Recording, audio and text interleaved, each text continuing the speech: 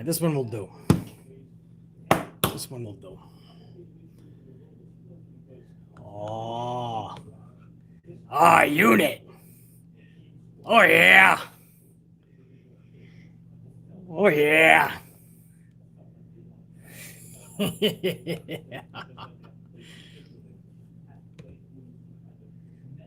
Oh.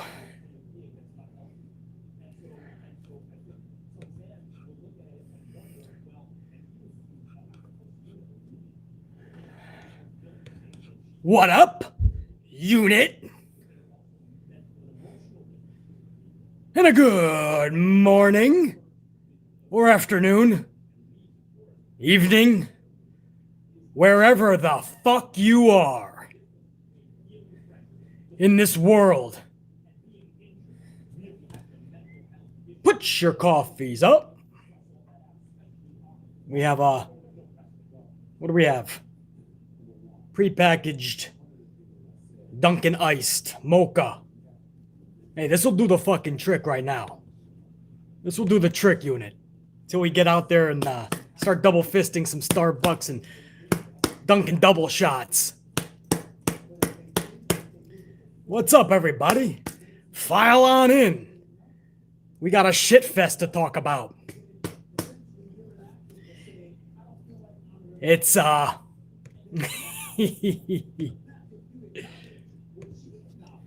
it's Monday night. You know what that means.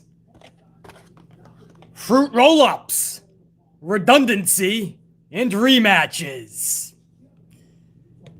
You know how we roll. It must be Monday Night Raw.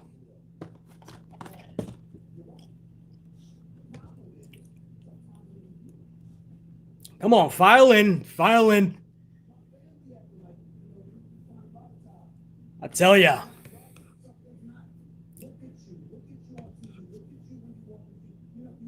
It is Monday night, man. We got the fruit roll-ups ready on deck with the coffees. You know, after last night, guys, why we let people file in. After last night, if Shayna Baszler does not land Chucky for this Alexa feud, BC is throwing his TV right into the Hudson River. I'm telling you right now. If you ask, if you were to say, BC, how bad was last night's show? Be honest. Right? This isn't for entertainment purposes. This isn't a shtick. This isn't so you guys get a good laugh and BC can be the jokester and entertain you guys. The show was so bad that BC was actually fantasy booking dolls. True story. Because the only good part of the night was Alexa Bliss. Alexa Bliss in that fucking playhouse and Shayna Baszler finally looking like Shayna Baszler. And getting on her knees and telling the fucking doll, you ain't nothing but a stupid doll. That was the most entertaining part of a 3-hour wrestling show. Think about that, please.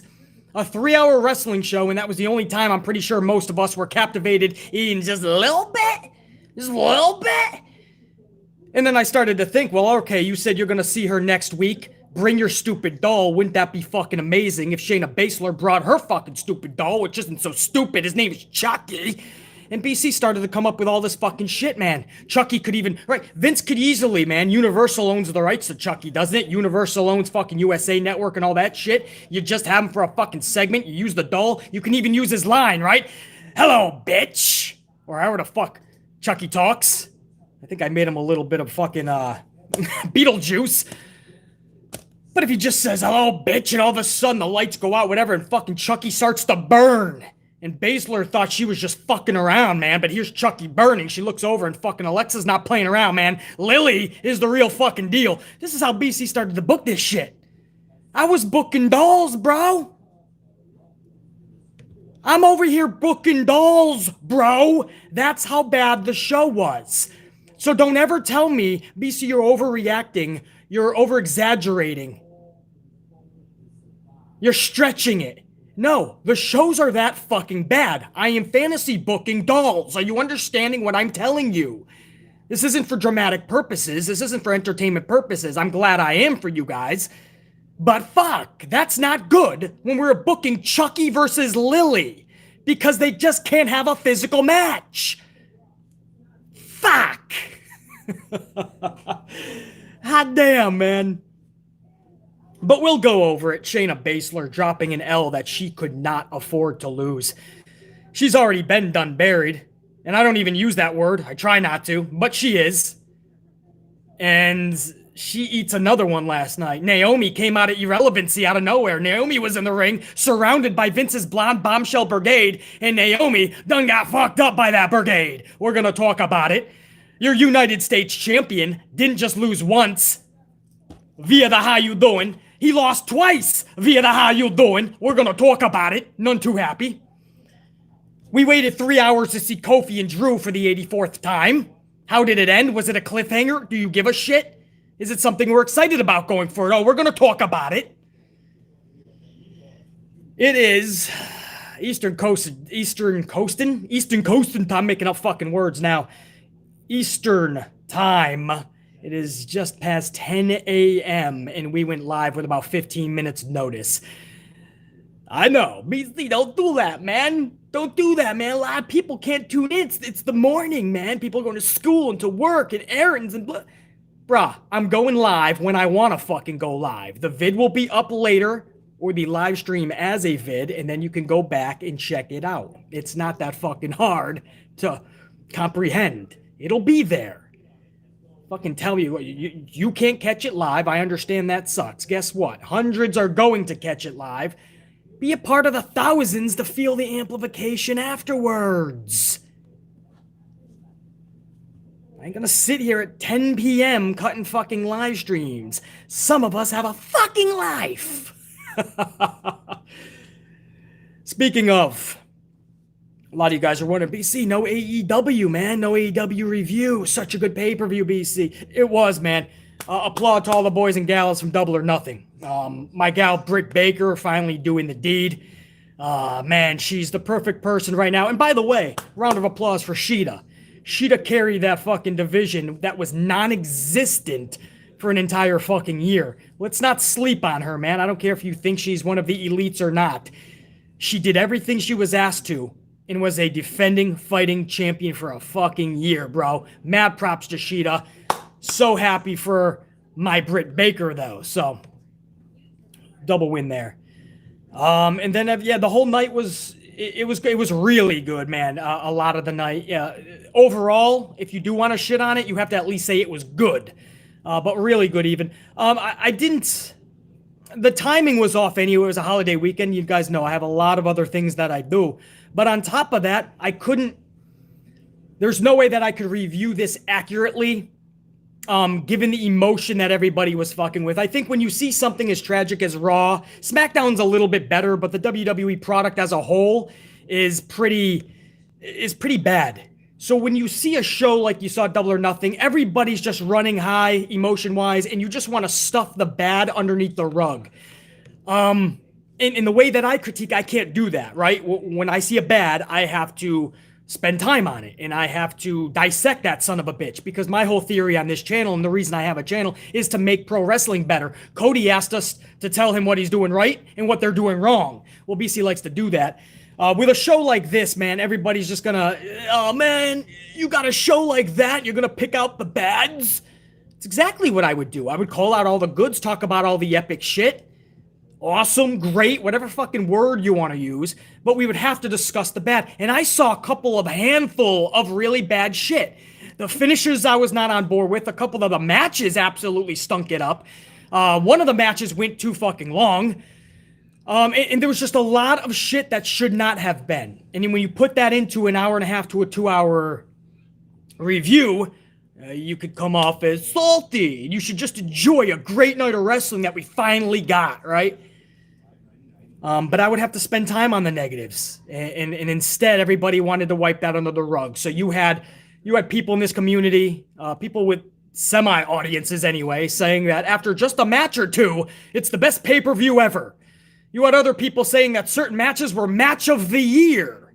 One of them was a fucking tag match, bro. And I'm like, bro, you can't shit on O'Reilly and Cole like that from NXT TakeOver. Stop it. Even Cesaro and Roman was fucking pretty badass. Even Britt Baker and Thunder Rosa from AEW earlier this year. I don't know if I'd be putting matches like that or talking like that just a couple matches into the card. I saw another fucking thing where it said a damn near perfection night of wrestling. It wasn't near perfection though, because again, if you know how to dissect pro wrestling, it was nowhere near perfection. You could say great, you could say awesome, because it was great a lot of the times, and it was exactly what we fans needed. But near perfection? Your bar is too low. If that show Sunday night was near perfection, then what the fuck is actual perfection? Because we can get a hell of a lot better than that too. But again, emotions were running high. Fans were back, fans were loud, and it didn't really matter. We were willing to overlook the negatives and the bads. Hopefully that makes sense, guys. So that's another big reason why we didn't do AEW, because I'm the realest motherfucker in this community, man. I have to talk about the bads and the negatives and even the uglies. I have to. And there's people that are going to say there was no uglies, there was no bads at Double or Nothing, but there was. BC saw them. But I wanted to let the wrestling world enjoy that night, man. So I refrained. But that's the one mulligan. Going forward, you know, people need to hear the fucking truth, man. But I gave the wrestling community that night because it needed it. Because Vince has absolutely dug a fucking hole for the wrestling world. And he's trying to fucking bury the wrestling community, but we just keep trying to fight out, man. So, anyway, congrats to Double or Nothing. Overall, absolutely good show, and even great a lot of the times, a lot of the stuff I saw. But again, a lot of negatives, a lot of shit I would have done differently. I decided not to review that sumbitch and let the wrestling world heal.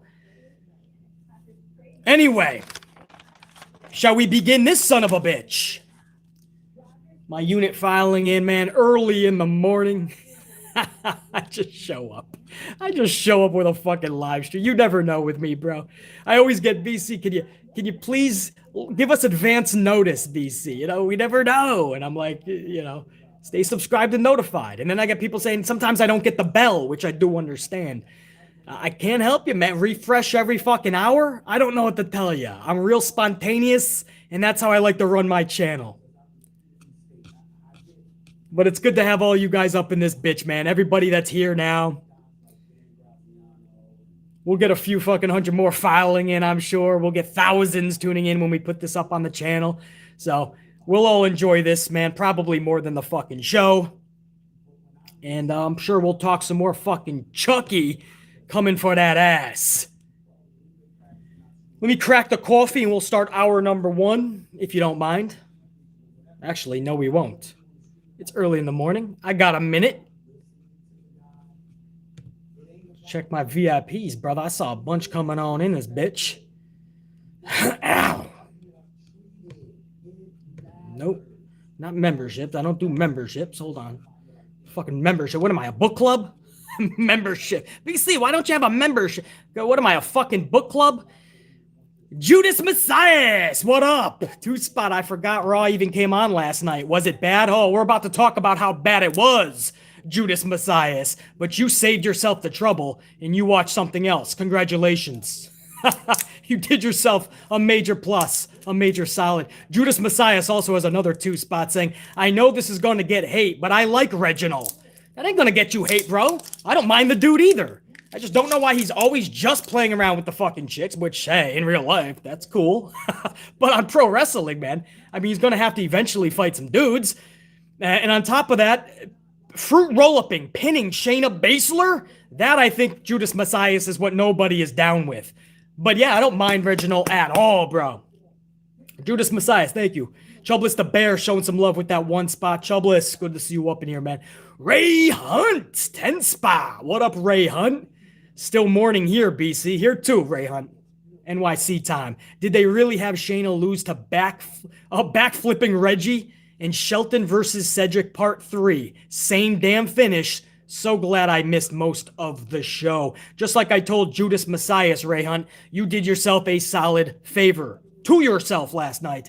And that's exactly what you saw, Shelton and Cedric again. That's exactly what you saw, Shayna drop right on her fucking dome piece, fruit roll up. And we're going to talk about it. Ray Hunt, thanks, brother. Carlos, what up, dude? 5 spots. Salute, brother. Time to talk about it. Hey, Carlos. Let's do this the right way, man. Let's crack this son of a bitch from my unit. Salud. Thank you, Carlos. War Dog. War Dog is in this bitch by spot. Always good to see my boy War Dog up in here. On deck with the fruit roll-ups. You know we got the fruit roll-ups today, War Dog. There's plenty to talk about. We're going to distribute these awards. On deck with the fruit roll-ups and the coffee. Salute. Continues, salute. Raw continues to give my eyes sores. War Dog, salute, brother. Much love. You guys are the best, man. Danny Green's up in here with a 5. Who is leaving Monday Night Raw as the WWE Fruit Roll-Up Champion? BC is going to get amped on the fruitiest of fruity fruit roll-ups. The fruitiest was probably Shayna Baszler, but then again, when you talk your heavyweight, your United States champion losing back-to-back fruit roll-up matches, oh, we're gonna talk about it, Danny Green. Youngblood 085, 3-spot, John Cena versus Roman Reigns, SummerSlam. Why? Why would I need to see John Cena versus Roman Reigns? I already saw that at WrestleMania, didn't we? That is stupid fucking booking. But that's something Vince McMahon would do. You're gonna bring fucking Cena in and he's gonna lose because he would just lose to Roman. Have him lose to Lashley and actually pay it forward to somebody. Roman doesn't need Cena. Lashley could use Cena. I don't need to see John Cena versus Roman Reigns. That is the dumbest, pathetic shit.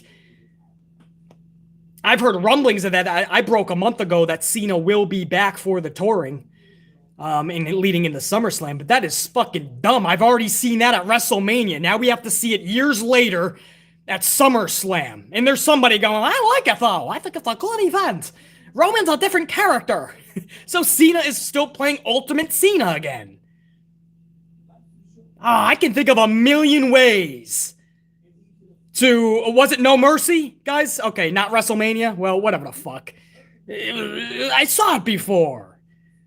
I can think of a million ways to use John Cena much better. Come on, bro. That's lazy booking is what that is. Lazy fucking booking. Youngblood 085. I'll look more into that, though. Lou Thompson, 2-spot, tuning in at work now. Love the channel. Keep it up. Lou Thompson, I appreciate the words. I'm glad you caught some of this.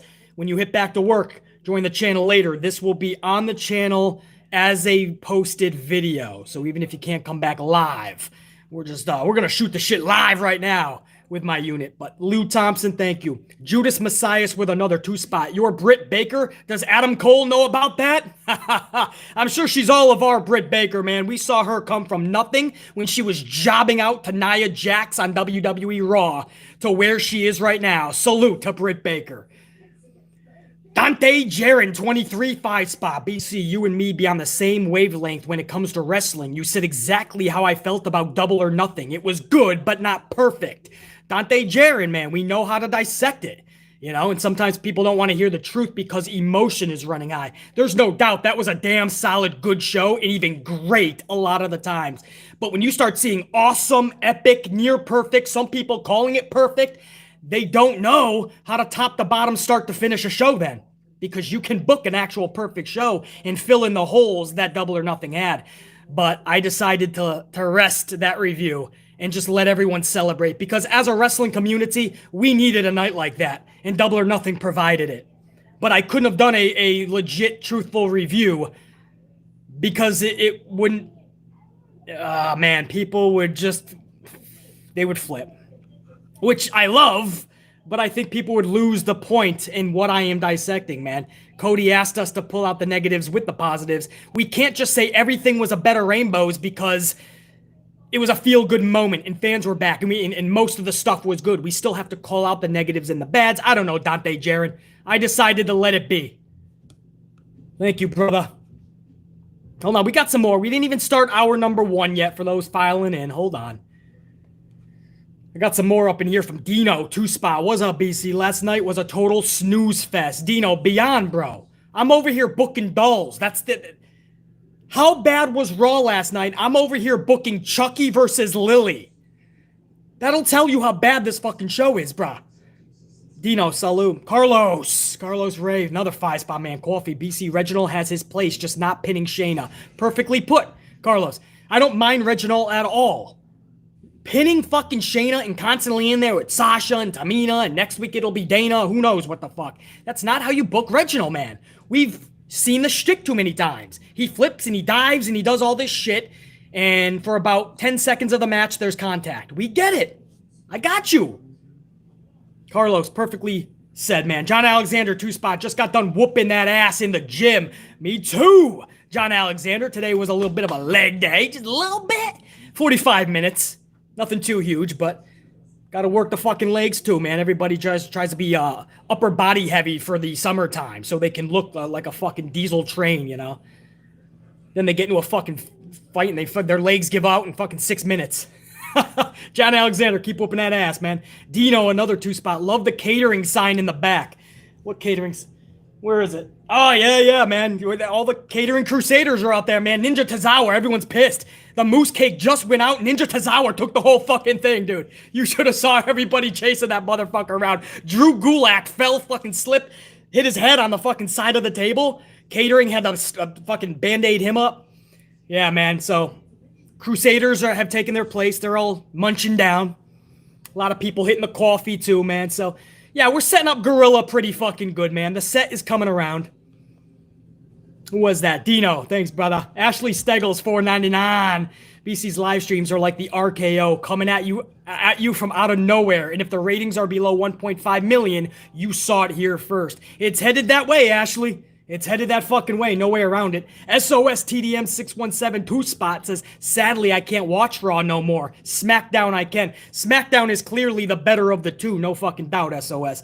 But you are joining the hundreds of thousands by the droves that have decided to tune out of Raw in the past 3 years. And like Ashley just said, it's dipping below 1.5 within the next couple of months, maybe the next few weeks, if they don't get their shit together. Last week was a 1.620. They could go under 1.6 today when the ratings come out. I wouldn't be surprised if they're back around 1.7, but that's still fucking pretty tragic. War Dog, another 5-spot. War Dog says, what are your thoughts on Jimmy Smith? Honestly, he's better than Adnan Virk with all of his wows. Yeah, I'm going to get to that right now, actually, War Dog, because we're going to open the show talking a little bit of Jimmy Smith. I just want to make sure I got all my VIPs. Hold on, I got Blitzball Champ up in here. Blitzball with a 10-spot, couple of coffees. Thank you, Blitzball. I missed Raw yesterday because I was celebrating my... Hold on. I don't got my big screen again. The tube is fucking me over with this big screen shit. I have the fucking chat on a little part of the big screen, and me, I'm cut out of it. The tube doesn't want me to actually see if I'm in frame. Blitzball Champ says, I missed Raw yesterday because I was celebrating my 37th birthday. Sounds like it is a good thing I missed it. First of all, Blitzball, happy birthday, dude. Salute to Blitzball Champ. Thank you for the coffees. Right back to you is the celebration, man. I'll get amped in celebration of your birthday. Secondly, Blitzball Champ, you're damn right you didn't miss a damn thing. You gave yourself a present by letting BC run through this shit for you. Blitzball Champ, thanks, man. I think I got everybody, guys. So what I'm going to do... No. Who was that? I just saw that. Somebody... Nope, that was Blitzball. Look at it. You even got some unit wishing you happy birthday, dude. So that's for you, Blitzball. 37. Fuck yeah, man. You still in your prime, bro. Train, get in that ring. BC will be fucking reviewing your matches. All right, so... We start the show with Corey Graves giving us an introduction to Jimmy Smith, a new lead Raw commentator. We then jump in. First, let me pause on this because War Dog did bring it up. Let's talk about Jimmy Smith. I want to know how you guys feel about Jimmy Smith. You tell me right now in the chat, is Jimmy Smith a go or a no for Jimmy Smith? Go or no for Jimmy Smith?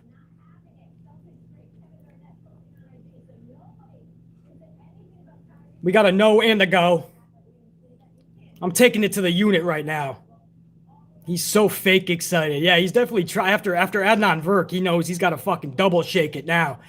We got some goes in here. We're 50-50 on Jimmy. I think we're still kind of winging it. You know, gonna see how he fucking goes over the next few weeks. Better than Verk, yeah, Gaming Free, no doubt, man. Verk, you just knew from the very first segment it wasn't happening. So Verk had to go from the very jump. There was nothing that you could work on. He literally just did not have it. So he had to hit the bricks. But Jimmy Smith, I gotta be, yeah, it looks not even split. It looks like there's a lot more goes for now. We're gonna wing it with this guy for the next couple of weeks.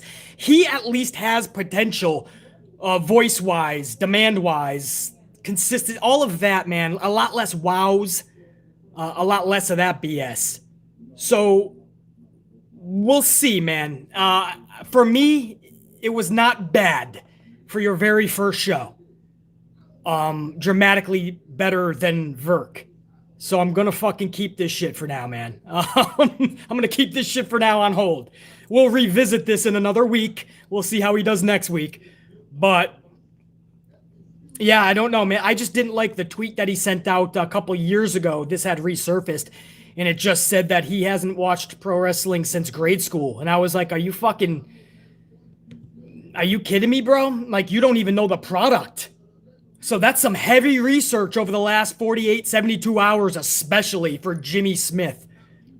But we'll take this son of a bitch for now, man. A lot of you guys also said no, though, so he's just not doing it either.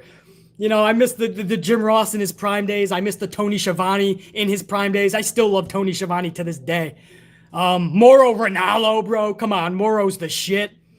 You guys remember the interviewer, Sean Mooney? I used to love Mooney. I used to love Lord Alfred Hayes. Am I really dating myself here? You know, I loved Bobby Heenan on commentary. You know, gone are those days, I really do feel.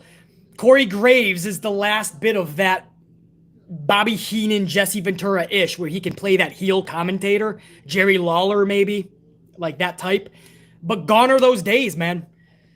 Now you're just seeing, just some weird random dudes like Adnan Verk and Jim Smith. They even got generic names like Jim Smith. So anyway, we jump into Miz TV. Guest is Charlie Flair and Rhea Ripley. Rhea was wearing cinder blocks for shoes. You guys got to go outside right now and check your garages, because I think she stole a couple of garages in the hood and she fucking put them on the bottom of her shoes and she started walking so she could be taller than Charlie. Those were fucking cinder blocks, bro. I go to Universal Studios, and outside of the Mummy, there's these two, I call them the Brothers Kebab. And there's these two mummies, they walk on stilts. Rhea could have been one of those sumbitches. What the fuck was she thinking, and how did that get approved? How did that go past Gorilla? How did we allow that? Whoa, brah. That shit was a no. Anyway, they go back and forth, Rhea and Charlie. Nikki Cross comes out because they started fucking picking on Nikki because they're like, you couldn't go 2 minutes with Nikki and I could. So Nikki's being embarrassed, so Nikki comes out and she says she wants the winner of the Flair and Ripley Hell in a Cell match. I think I can do it because I'm Crazy Nikki. You can't beat Crazy Nikki if I'm really, really crazy. So Crazy Nikki is fucking demanding a title match after Hell in a Cell, and whoever wins, Rhea and Charlotte. And Charlotte laughs like we all did. We're like, what the fuck are you talking about?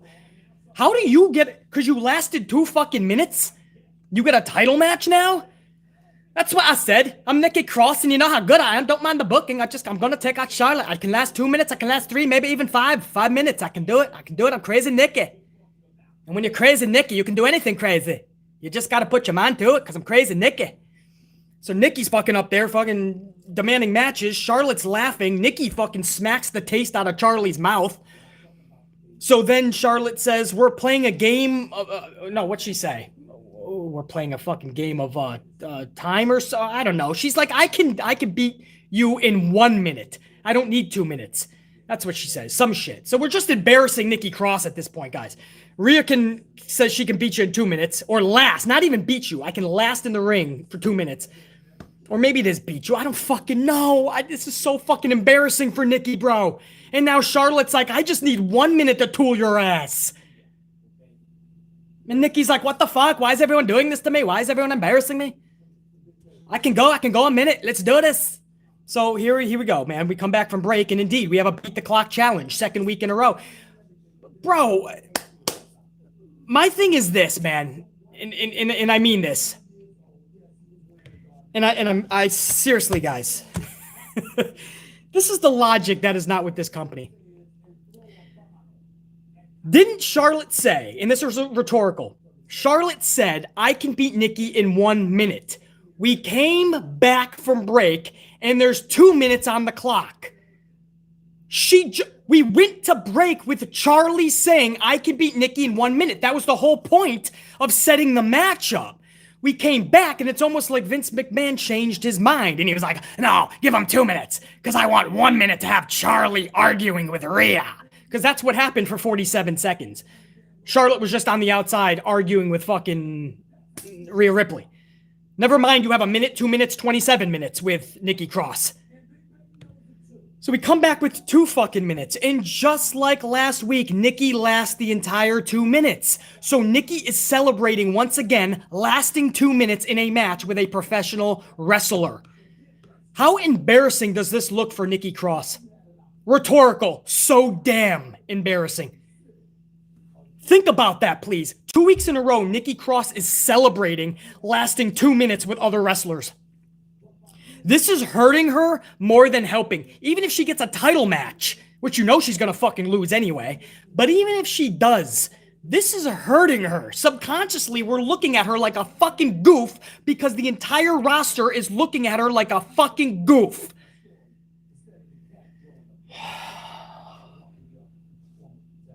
I'm crazy, Nikki. I'm crazy, Nikki. Come on, I can beat you, Charlotte. I can beat you, Rhea. I can last 2 minutes. I can last 5 minutes. Put me in there. I'm crazy, Nikki.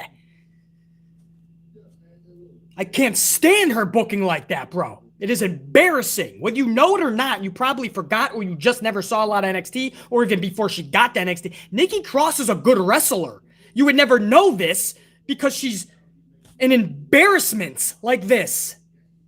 I know, relax. Beastly, it's a B, man. It's a TV show, Beastly. You're getting worked up for nothing, Beastly. It's just a TV show, man. TV show.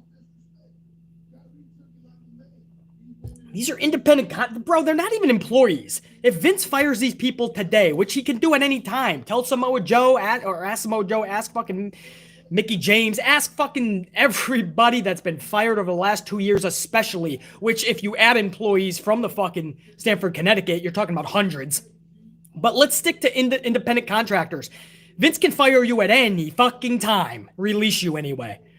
Your contract means shit when Vince wants to truly get rid of you. And then what? You only have your name value. If your name value is an embarrassment, you think other people are going to want to scoop you? How you're booked is everything to these human beings, not just the fucking characters they play. Trust me, booking is everything. In the meanwhile, you could help your company if you book correctly. But you can't count on this old fucking man, this bastard in Stamford to do such. Yeah, that angers me. When we're playing beat the clock challenges with Nikki Cross, acting like she's fucking Lana. It's not even shade. I don't even give a fuck. Mad props to Lana for keep trying and fucking training. Keep going and maybe you'll be something one day. Kudos. Nikki Cross is playing beat the clock challenge and they don't even fucking think about their own material. I can beat you in 1 minute. We go to commercial, we come back, and there's 2 minutes on the clock. What the fuck? Then don't mention the 1 minute. We're just playing a game of how can we embarrass Nikki Cross more and more every week. And this is your build to Rhea Ripley and Charlotte, by the way. Your build to Rhea and Charlotte is embarrassing Nikki Cross every week. They're both going to play the superiors. Who does it hurt? Nikki Cross. People like Nikki Cross. Same way you built Charlotte for other things and Rhea Ripley and others when Asuka had the championship, the Raw title. Asuka was being booked just to catapult other feuds. Asuka never had her own fucking feuds going. Never. Up next, Randy Orton versus Xavier Woods. I told you guys this was going to happen last week when we saw Matt Riddle versus Xavier Woods. I said, we're going to see Orton versus Woods. Then we're going to see Orton versus Kofi for the 97th time. Then we're going to see Riddle versus Kofi 2 more times. And you're going to see this over the next couple of pay-per-views. Sure enough, here we are 1 week later, Orton versus Woods. 9-minute match, ending with Orton hitting Riddle's own finisher, Bro Derek. Just like last week when Matt Riddle hit the RKO, this week, Randy Orton kind of showed him that I can end it with your fucking move. He's kind of playing that game too. So while we continue building this oddball team, whether you like them or not, while we continue to build this oddball team, Woods is going to continue to be the bitch boy, it looks like. Right? Woods is just going to collect fucking L's so we can continue to build Orton and Woods. What's funny here, not funny, is you could have done this with a jobber match. You could have had fucking local bingo hall wrestling's Danny Dipshit Dugenheimer or Peacock Paulie or Willie Walnuts or fucking Bobcat Benson, my local pizza delivery guy, Luigi Lugnuts. You could have had any of them in the ring with Orton last night. It would have been the same fucking result. You have them win with the fucking bro Derek. You have them, you build them. Why does Woods have to be in there every fucking week? You're just diluting Woods. You're diluting the New Day. And when we finally get that tag match, nobody will give a fuck because we've already seen you fight week after week, show after show. Fuck, I'm good, bro.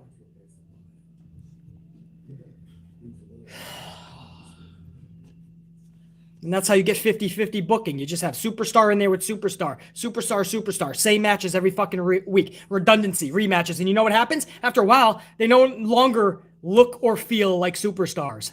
It's the truth, man.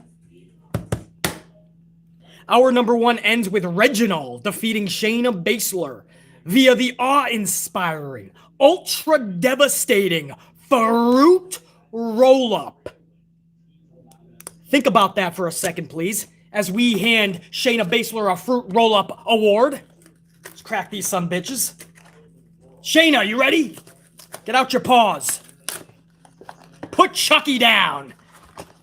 You get a fruit roll-up. Yeah! Here you go, Shayna. Get him, girl. That's right. Here it comes. Incoming. Get that shit. Yeah! Here you go. There you go, buddy. Fruit roll-ups for fucking Shayna Baszler. Absolutely.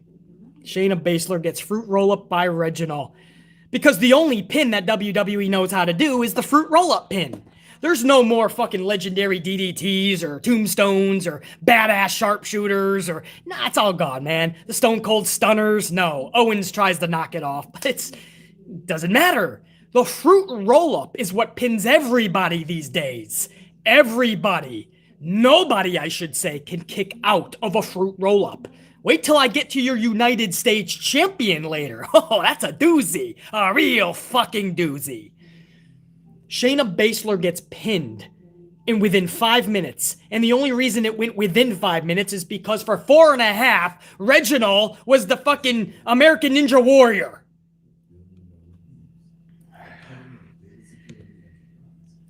I tell you, man. The first time with Sasha, I think it was. Okay, cool. Wow, he could flip, he could dive. Okay, a little bit of fun. Just a little bit. Okay, then you see it with Tamina, and you're like, okay, that was the exact same thing we saw with Sasha. Now we see it again with fucking Shayna. And not just that, but now he's actually beating Shayna Baszler. Somebody who was already fucking buried. So now what we're doing is we're just... All you're doing with Shayna Baszler is you're adding another fucking dump truck of dirt onto her. That's all you're fucking doing.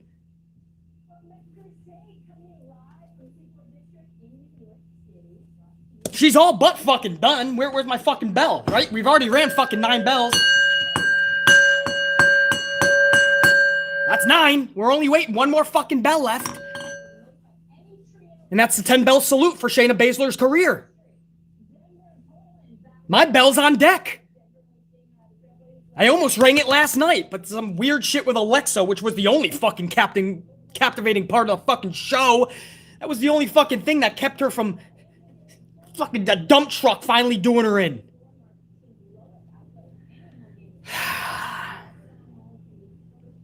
I couldn't believe her losing to Reginald, but the fruit roll-up too. It's like, you're not even worried about, like, making her look weaker than fucking the entire roster. Lana looks better than Shayna Baszler this whole year. Lana looks better than Shayna Baszler because of the booking and because Baszler's confidence is absolutely shot right now.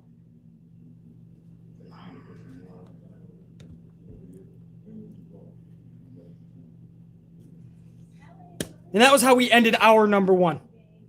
So So were you excited? I mean, a whole hour of wrestling. You have 2 more hours to go. Are you captivated? Are you entertained?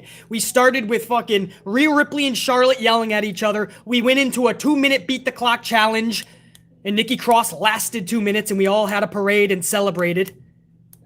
Randy Orton took on Xavier Woods in a 9-minute match. And then we ended with Reginald fruit roll-upping Shayna Baszler. And this is how we're spending our Monday night. And there's somebody out there that are seriously going to go, I like the show. I don't understand why BC complains. I don't understand why this guy complains. This YouTuber. He's so fucking mean. He's such an asshole. What is he complaining? What am I complaining about? This is a 3-hour show. Cable. I mean, nationally fucking shown. You're a multi-billion-dollar conglomerate. You have 617 writers. You have a supposed, at one point anyway, genius in Vincent Kennedy McMahon, who's been exposed every which way you could possibly become exposed the last 10 to 15 years. There is no fucking reason we should be getting garbage TV worse and worse by the week. Why is this happening? Why is it not being changed? And I'm the fucking negative guy because I just ask the questions, because I review the show, and after I review it, I'm thinking, wow, all of this was absolute fucking garbage. It was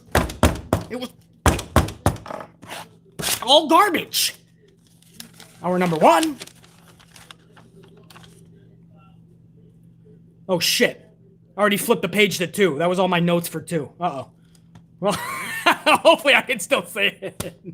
I just fucked up hour number 2. But hey, the good news is, or tragic news, however way you want to look at it, hour 2 was no better than fucking hour number 1, maybe even more fucking tragic.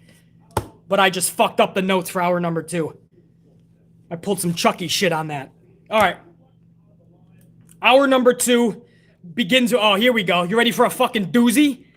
T-Bar and Mace. Here we go. This is going to get fucking interesting. Hold on. I got some... Hold on, guys. I can't start hour number 2. I got some supers first. Got to attend to my VIPs, man. Got some VIPs up in here. Hold on.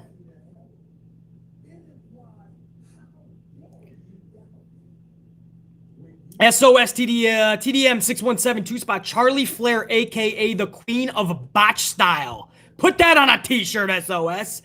King of Botch Style 3.0. Legit, brother. King of Botch Style. What do you mean you don't love her moonsault? SOS. Thank you, brother. Anis Sarwar, $4.99. Did they just announce Rhea versus Charlotte for Hell in a Cell out of the blue? No Asuka, no build. This match should be just as exciting as Cena versus Orton. Not just that, Anis. Don't get it twisted, man. They might add Nikki Cross into this to make it a triple threat just to make Nikki Cross eat the fucking L, just like they had Asuka do at the last fucking pay-per-view. Because this is the shit they pull, bro. This is what they do. I'm the asshole for calling it out, though. Okay, well, I'll be the fucking asshole. I'm the asshole. I'm the fucking bad guy that figuratively and literally wears the black hat. That's fine, but you're gonna understand Vince McMahon's booking is for the fucking shits.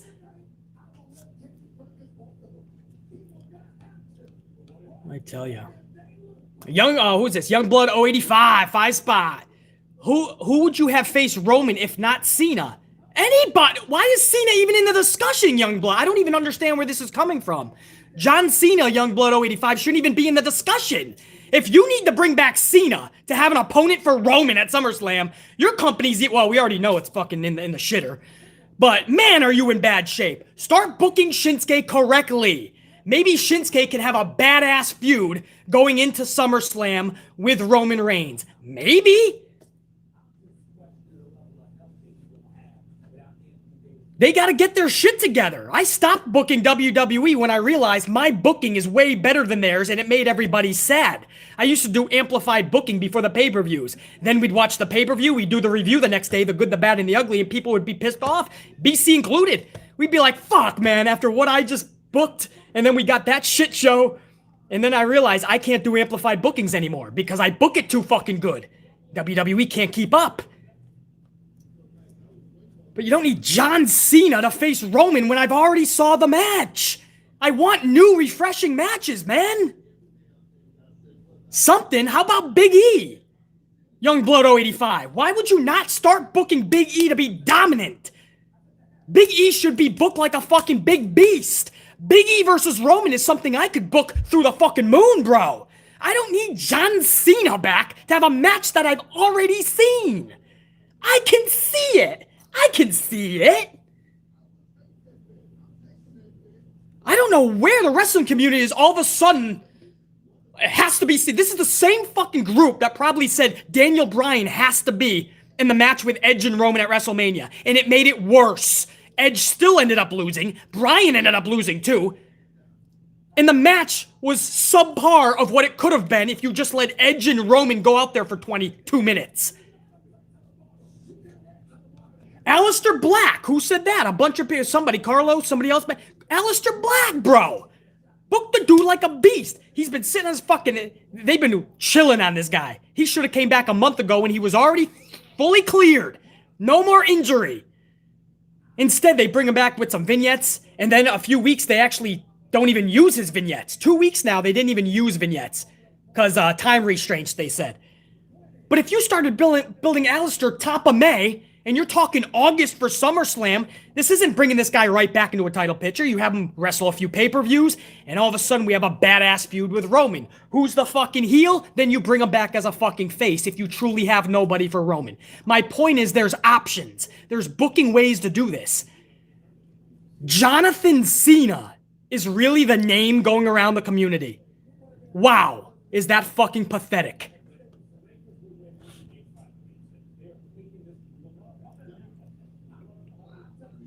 Cena versus Roman in a Is Taiwan a Country match.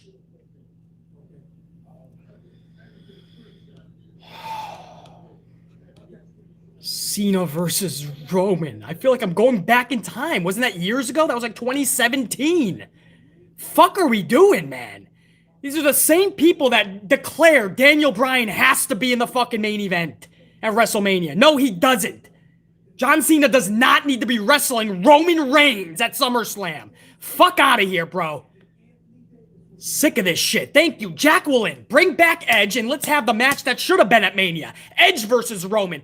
So, Youngblood, I just gave you 4 choices right there, man. Aleister, I understand the heel versus heel dynamic. Do something about it. It's not my job. That's Vince's job to do it. Aleister, you could do Big E. You could do Shinsuke. You could do Edge.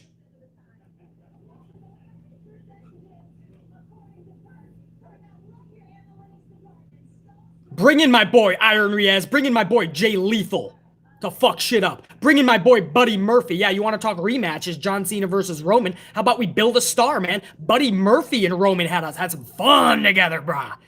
Buddy Murphy can go with a dude like Roman. You just got to build stars. It's not that hard. Cena's going to come back to not build a star? Why would Cena come back right now and not help others? Because he's not going to take the title from Roman, I'm telling you. So you're having Cena come back to waste an L on a guy that's already on cloud 9? Am I the only one thinking logically here? Fuck is happening, man? Finn Balor, thank you. My unit is now coming up with fucking name. Finn Balor, isn't he coming to the main roster?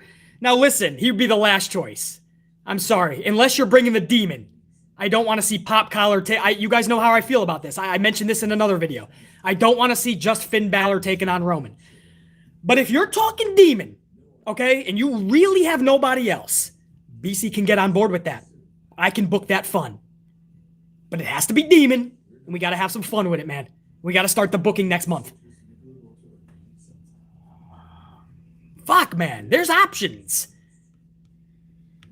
So, yeah, much love. Youngblood 085. Much love, dude. But yeah, like, if not Cena for Roman, then who? I mean, that's not even... Cena shouldn't even be an option because it literally makes 0 sense. And it doesn't help anybody. If Cena's going to come back and eat an L, which is what he would do to Roman, have him eat it to Bobby then. Bobby could really use that shit.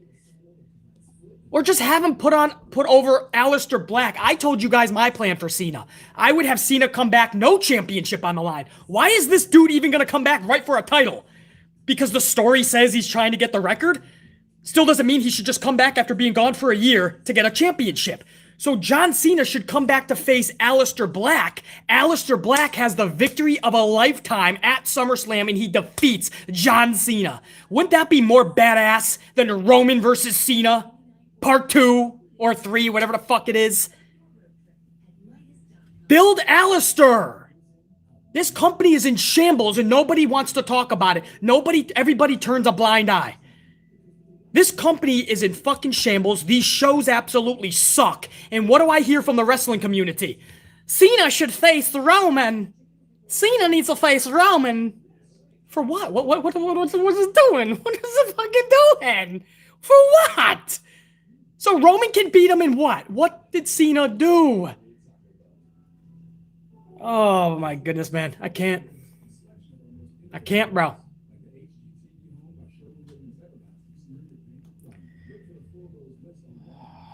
Anyway, I think that was just a fucking super. Youngblood 085, thank you, brother. Who else we got here, man? Jeffrey Ross, 499. Jeffrey Ross, thank you, brother. What up, BC? At work here. Just here to drop a like and to brag a little about my Rays beating your Yankees yesterday. Red team, go! Jeffrey Ross, that was a hard one, man, because we were already on a little bit of a losing streak. I think it was Detroit Tigers. We just lost a couple in a fucking row. One of them we should have won in the fucking 10th.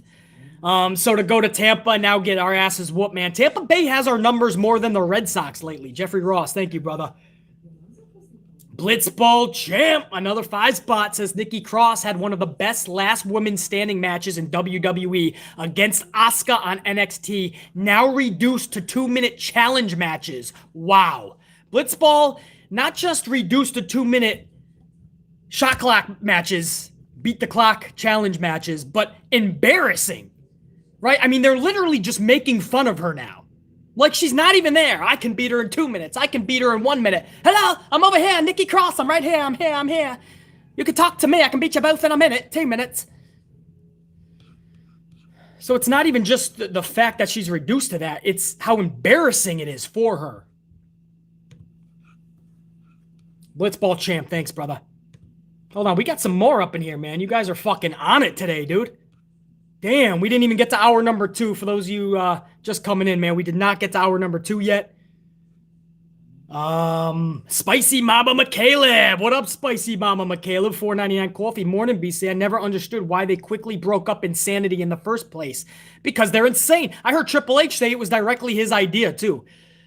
Because you could have kept them together and had more fun in NXT if you booked them correctly. And you could take them to WWE and you could use them vitally to not just put themselves over, but they could get a lot of people over. And they just dismembered. I think they literally just didn't want to put the effort in. Spicy Mama McCaleb, that's my answer, and that's what I'm sticking to. They did not, just like so many others, they didn't want to put the effort into it. John Alexander, another 2-spot dude, thank you. We've been seeing Orton Kofi since he was Jamaican, man. Yeah. You remember, what was it, Jamaican Kofi, when he had the accent? And that's when he had about 47 matches with Randy Orton, John Alexander. And now we're seeing, we already saw a couple. We're going to see another one either next, because now Kofi's done with this thing, unless they still somehow put him in a triple threat at Hell in a Cell.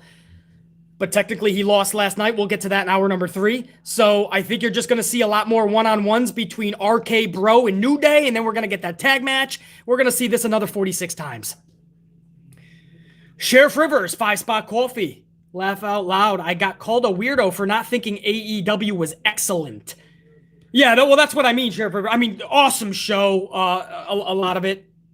Great. A lot of it. Overall, I say solid and really good. There's no way anybody can shit on that Double or Nothing. There's no way. But some of the things nobody wanted to bring out any of the negatives. Or if they did, they just mentioned it really quick and then threw it underneath the rug. And again, I understand why, man. Emotions were running high. Fans were back in attendance. Everybody was loud.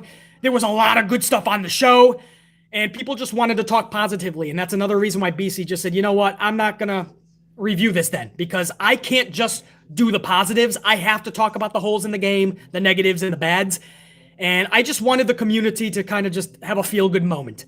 And Double or Nothing gave us that. So I didn't even want to call out shit, man. I wanted to give them this one mulligan. They've earned that. But yeah, man, I mean, if just for not calling it excellent, no. I mean, that's like the person that I saw literally call it damn near perfect. You can't call that perfect. Because then when we actually get a perfect pay-per-view, you're going to look back at that and go, oh, I guess that wasn't as near perfect. You know, and again, these are people that don't know how to dissect pro wrestling, though. These are legit just fans that try to be smarks. It just doesn't work. You know what I mean? Everybody sees their favorite YouTuber or whatever, and they think that they can do it. You know? They don't understand how much work goes into it. First and foremost, you have to have the gift to gab for 2 hours on end. Right up there just as much, you have to have the fucking knowledge to go back decades. You got to know how to dissect a pro wrestling match, not just talk about what you liked and what you didn't like. That's the only way you're going to make it on platforms like this, and people, by the hundreds, thousands are going to show up when this vid is up on the channel after we go live. When we go off the air, I'm going to put this live on the channel, man, or on the channel, not live. Thousands are going to join, and there's a reason, because they know they can come here and get the best fucking reviews possible. There's a fucking reason for that shit. If you're going to call a show perfect, bro, you better be able to back that shit up. Because I have 10 to 13 things on the jump that needed to be corrected at Double or Nothing. Still, good to even great show, a lot of it, though, man. But yeah, excellent. Sheriff Rivers, just let him be, man. PB Silipride, $9.99. WWE is like a high school bully. He puts others down to build himself up. Vince bullies his talent by putting them down to build his golden children. Yeah, and I think he fucking doesn't want to put the effort into it anymore, PB Silipride. So it's just fucking easy pickings. Try to suck every penny he can out of them. And we'll just accept it. No, we're not going to accept it. We're going to speak up, speak loud. Danny Green, 5 spot. Don't think you can screw up hour number 2 more than WWE. Danny Green. I know, I just fucking split that shit up thinking it was my hour 1 notes. So hopefully I can read this shit to you guys. If not, I'll go off the cuff like I do for most of this shit anyway. And we'll talk about how fucking tragic hour number 2 was. Danny Green, thank you. Joey's Adventures, 2 spot. T-Bar and Mace, a.k.a. The Ascension. Yeah, negative 65.0. Joey's Adventures. Maximus Sage, 5 spot. The women's division is in shambles right now. Nikki wins by getting pummeled for 2 minutes, and Shayna loses again. This time to a Power Ranger. Sigh. Maximus Sage, man. You nailed it. I wish I could fucking add something or try to save face for Shayna. You can't. You just can't fucking with this company, bro. Kevin Heffernan, 2 spot. I'd rather Cena than Goldberg. Of course, Kevin. But I'd rather Cena not at all against Roman. Bring him back for sure. Cena can have a role. Aleister Black, Bobby Lashley. There's names that he could actually put over. Why is this guy putting over Roman? Roman is already running through motherfuckers. Build somebody. Cesaro just got put on the map, and he lost to Roman. You can lose and still look like a victor, if done correctly. War Dog, 5 spot. The only time I want to see John Cena is him versus Aleister Black at SummerSlam and Cena losing to Black, putting him over. I'd book it like that. War Dog, it's exactly how I'd book that shit. Aleister Black makes more sense and would be more fun than Roman because I've already seen Roman and Cena and Roman doesn't do shit. I just don't know what the fuck this community's thinking anymore. I don't. Daniel Bryan needs to be in a WrestleMania triple threat match. Why does Daniel Bryan need to win the Rumble? Why does Daniel Bryan need to be in between a dream match between Edge and Roman? And it didn't even come out good, did it? No, it fucking sucked. I could have told you that. Oh, wait, I did. Cena doesn't need to be taking on Roman again in 2021 at SummerSlam. War Dog, completely agree. Jesse Borsler, 5 spot. BC streaming early today, I see. How bad was Raw last night? It was so bad, we're trying to get it out of the way, Jesse. I started this shit at like 10 a.m., bro. Literally. I mean, I didn't even give a fuck. I had 15 minutes warning for people. I put it up, 15-minute countdown, and we just went live 10 o'clock in the fucking morning. I am breaking all of the live stream rules. They tell you never go live early in the morning. Nobody's gonna tune in, blah, blah, blah. And I'm like, who the fuck cares? If I got 25 people listening, we're gonna rock out. Because I know everybody will tune in afterwards. We'll get the thousands coming to fucking rip this shit up.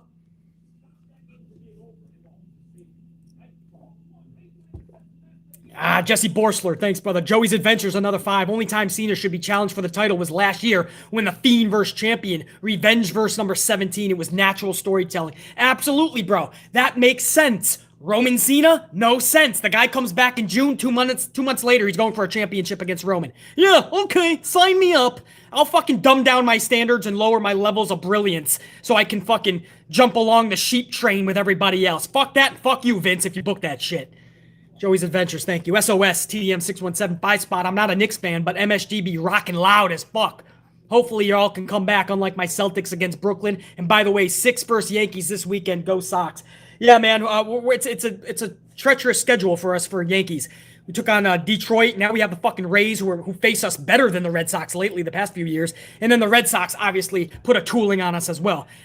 As far as my Knicks, man, we showed up. It's been years. 8 fucking years since we've been there, SOS. So yeah, we're gonna show up. We're gonna show up loud, man. You know how we do in New York, bro. Even from New England, you know that shit. Youngblood 085 2-spot. If booked correctly, Big E would be badass. Absolutely, Youngblood. You give a creative mind like BC, Big E versus Roman, bro. Big E versus Roman at SummerSlam, and I would make this story for 2+ months, starting next month in June, culminating on Saturday, the 21st of August. Big E is a fucking beast. Almost to the point where Big E cannot afford to lose it, but he can, and he'll be fine when he loses to Roman. Fuck, bro. That's more fun. You imagine a card with Big E and Roman, if booked correctly, and Aleister Black and John Cena. Book that shit, bro. Harshvardhan Ingali. Hundry, I believe, is that... I don't know what currency, but doesn't matter. Harshvardhan, thank you for the coffee. Hey, OBC, that background is rocking. Yeah, you like, it's for the... Listen, Vince McMahon books his superstars so fucking tragically. They're all in a fucking comatose fucking a realm. They're all in this, like, alternate universe. They all walk around like fucking lumberjack zombies. So the bigger the signs, the better, you know. Bring them to catering. Try to get the moose cake out of Ninja Tozawa and Drew Gulak's hands. Get your fucking coffee. You're gonna need it if you're putting up with fucking Raw. So yeah, man, you know, we just had to make it more evident for everybody. Harshvardhan, glad you're liking the setup, brother. Carlos Ray, 5-spot. Oh, hold on.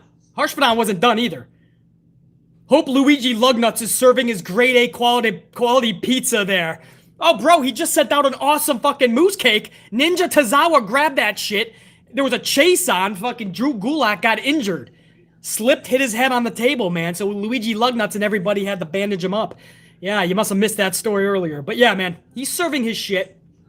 Harshvardhan, much love, dude. Carlos, another coffee. BC, after hearing your reason for not reviewing AEW's pay-per-view, it was the right call. Carlos, you know, bro.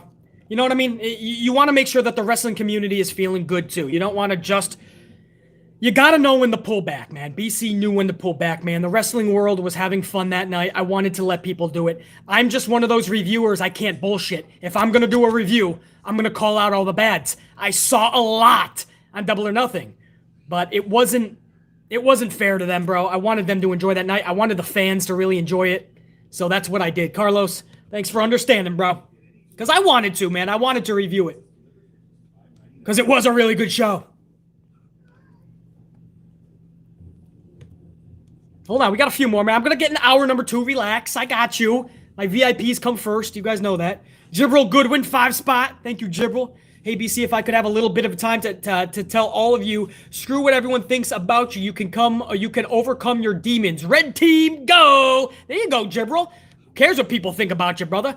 Don't listen to people fucking downing you, if they are. If you ain't got fucking haters, Jibril, you ain't doing it correctly, bro. Red team, we always fucking rock it. So yeah, Jibril, don't let anybody ever put you down, brother. Osea Weidman, 5-spot. What's that kid? Oh, you're sending the love, I think. How's it going? I can't read it, man. YouTube's fucking up my big screen. So I actually have little screen on my big screen. Hopefully that makes sense. But Osea Weidman, thank you for the love, man. That's awesome. Anis Sarwar with a $4.99 coffee. Kofi needs to be in a singles guy now. Oh, a singles guy now. And just stay away from the New Day gimmick. He has so much talent, it just seems like we haven't seen the best of him. Yeah, Kofi, I think Xavier's the last one to have this run, isn't it, Anis? Kofi had his time. I don't think you can rekindle Kofi Mania. So I don't know if it matters right now, Anis. Big E, it's his time right now. Xavier is the only one left. to see if he has a singles run in him. And I'm talking one that captivates and that he can get over. But I don't know if Kofi is ever going to reach the success that he had with Kofi Mania. So I'm down with a singles run. I don't know what else you can do with a New Day. I'm glad they at least separated the three and let Big E try his hand. But if you do, you're going to see a lot more of what we're seeing now. I just hope Kofi isn't forced into shit. If Kofi can be that redefined Kofi Mania type character, I'm down with it. But I just don't know what you do with even singles Kofi right now, man. They tried to recreate Kofi Mania and it just did not work. Thank you, brother. Jacqueline Robinson, 5-spot coffee. The AMP unit don't play by rules, and we will be heard like our leader, the badass himself, Beast. You know, bro. Come on, man. Unit rocks hard. Jacqueline Robinson, thank you.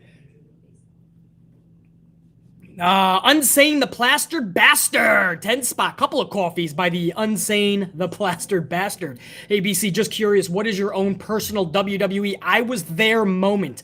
Mine is when Triple H was handed the WCW gold by Eric Bischoff in 2002. It was right after Brock Lesnar left Raw for SmackDown. Oh, I could see how that would fucking get the goosebumps, man. Mine would have to be, there's a couple, man. Triple H coming back to MSG it's a sound I'll never get out of my my dome piece, man. Triple H had like a quad injury or 2 quads, some shit. Maybe it was Vince that pulled 2 quads. I don't know. Triple H was fucked up, man. He had a bad quad injury. And he came back Madison Square, and I cannot explain to you the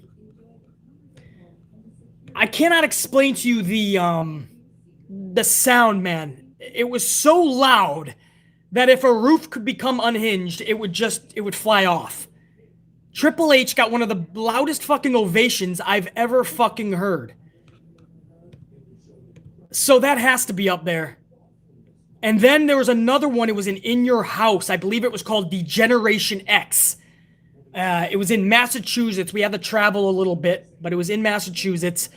And Stone Cold versus The Rock, I believe, was the match. And Stone Cold came riding up in his pickup truck. And he threw Rock through the windshield. I mean, it was just, we were fucking like, first few rows, man. I think we were row 2 or 3. Somehow we scored those tickets. Degeneration X, I want to say 97. Could be 98, 99. I don't fucking know. But yeah, that was my I was there fucking moments, man. It was just special. There was something different seeing Stone Cold, hearing the glass shatter, people flipping out. I saw the top of the truck storming into the ring. It was fucking insane, bro. And I just remember it was beyond goosebumps. It was like out of body experience. It was like, I can't believe I'm fucking, I was a kid then too, you know, or early teenage, some shit, man. So it was like, I think teenagers, but yeah, that was fucking epic. Those are just some of my moments, man. Unsane the Plastered Bastard. Thanks, brother. So I think I got all my VIPs for now, guys. I want to start up hour number 2, if you don't mind. Hour 2 begins with Mason T-Bar defeating the House Party. This was as riveting as getting a filling at the dentist. Thankfully, it was short, so it won't be remembered. That's what she said. Anyway. I don't know, man. I don't know. How do you fucking review this? How do you not fucking have some fun and some laugh? How do you review T-Bar and Mace in 2 minutes versus the fucking House Party? They can't even give these two a fucking tag team name like Demolition or Road Warriors, Legion of Doom, Rockers, a fucking Bushwhacker, a fucking Beverly Brother.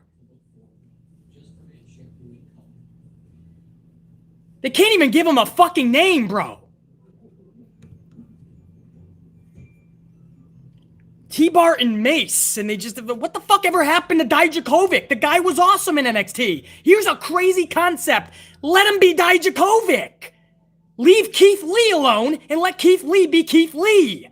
These are simple fucking things that can be done to help this company. You don't think I want to talk about positives? When this red light goes on and this show goes on, man, and hundreds join us live, thousands come later, you don't think that I want to talk positively about this fucking show? I want to. Trust me, I want to. They turn everything into a fucking shit fest, bro. Anyway, that's all I have to say about T-Bar and fucking Mace. Swig some more coffee so I can fucking forget that. Now. Thank you guys too, man. I just saw that 170 on the ups. Thank you. We're going toward 200. Means a lot. That's going to really help the channel out when thousands of people join. They know we kicked ass on this live stream. Next up was Ricochet. You ready for this one? Ricochet defeats the current United States Champion, Sheamus, via the awe-inspiring, ultra-devastating Fruit Roll-Up. That's right. Sheamus gets a Fruit Roll-Up award. Congratulations, Sheamus. You have just earned yourself. Get him, boy. Get him, boy. That's right. Put your hands out. Put your fucking paws out. You just collected yourself a Fruit Roll-Up. Yeah. Oh, nice. You catch that about as good as you can win a match, Sheamus. Fuck. Maybe try catching it next time. Just a little bit. So Sheamus wins himself a Fruit fucking Roll-Up.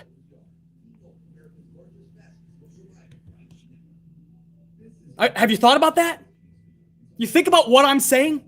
Your United States Champion just went 5 minutes with a guy who also had a dump truck bury him. It wasn't just a shovel 6 feet under. There was Vince McMahon had a night-long dump truck line, Congo line, dump trucks just piling dirt on the fucking Ricochet. And then in one match, Ricochet somehow climbs out of 117 feet of dirt and pins your United States Champion in 5 minutes with the Fruit fucking Roll-Up.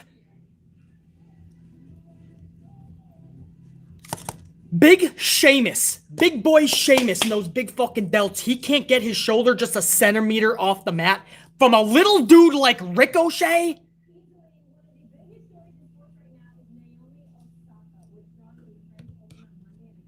That's right. Who was that? Mr. Black Guy, the most electrifying move in sports entertainment, the fucking roll-up. But twice in one night?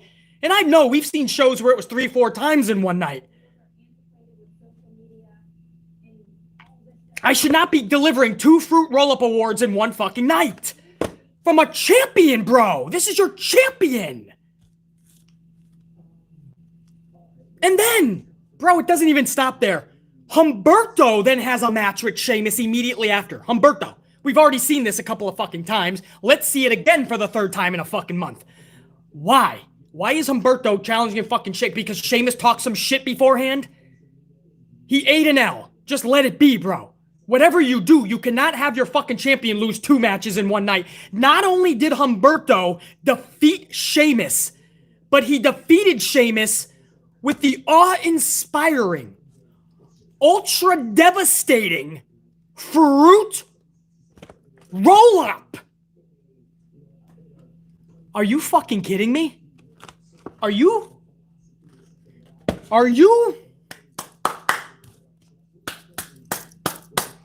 What the fuck? What could you possibly be thinking creatively? I'm at a loss for... This is one of the few times, and you know I got the gift to gab. This is one of the few times I'm at a loss for fucking words.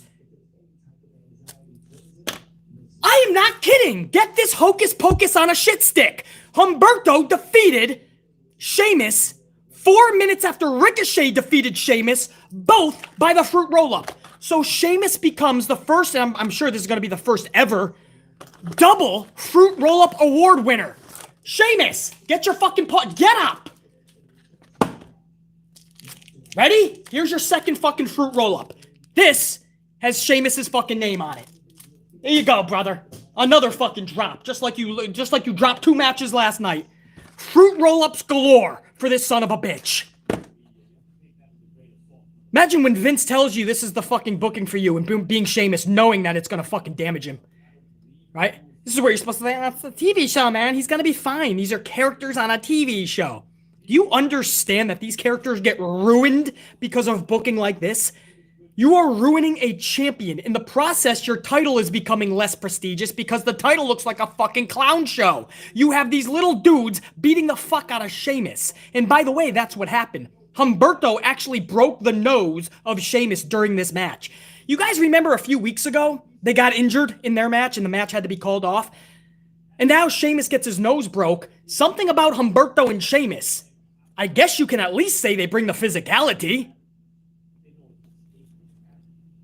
Your champion just lost back-to-back matches via the fucking fruit roll-up. Fuck your fruit roll-up. Take him, Sheamus. Take him. Fucking fruit roll-ups. Forgot how these things taste. Actually, I haven't had one since I was fucking 10 years old. Hold on. Look at this shit, huh? Let's try a fruit roll-up, man. Let's see why everybody is out for these roll-ups in WWE. Are they so fucking good? A rainbow-ly delicious.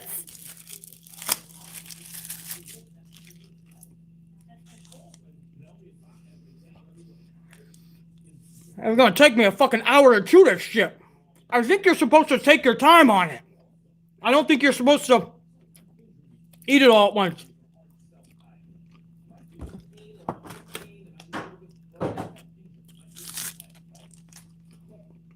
Anyway.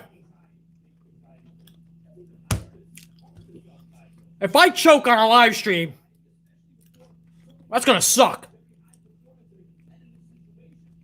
I can't talk. I gotta...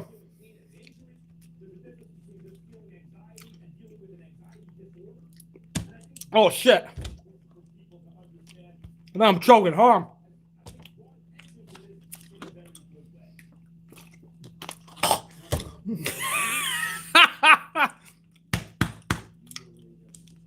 Oh, my goodness. Hey, do me a favor, guys. Don't put a whole fruit roll-up in your mouth.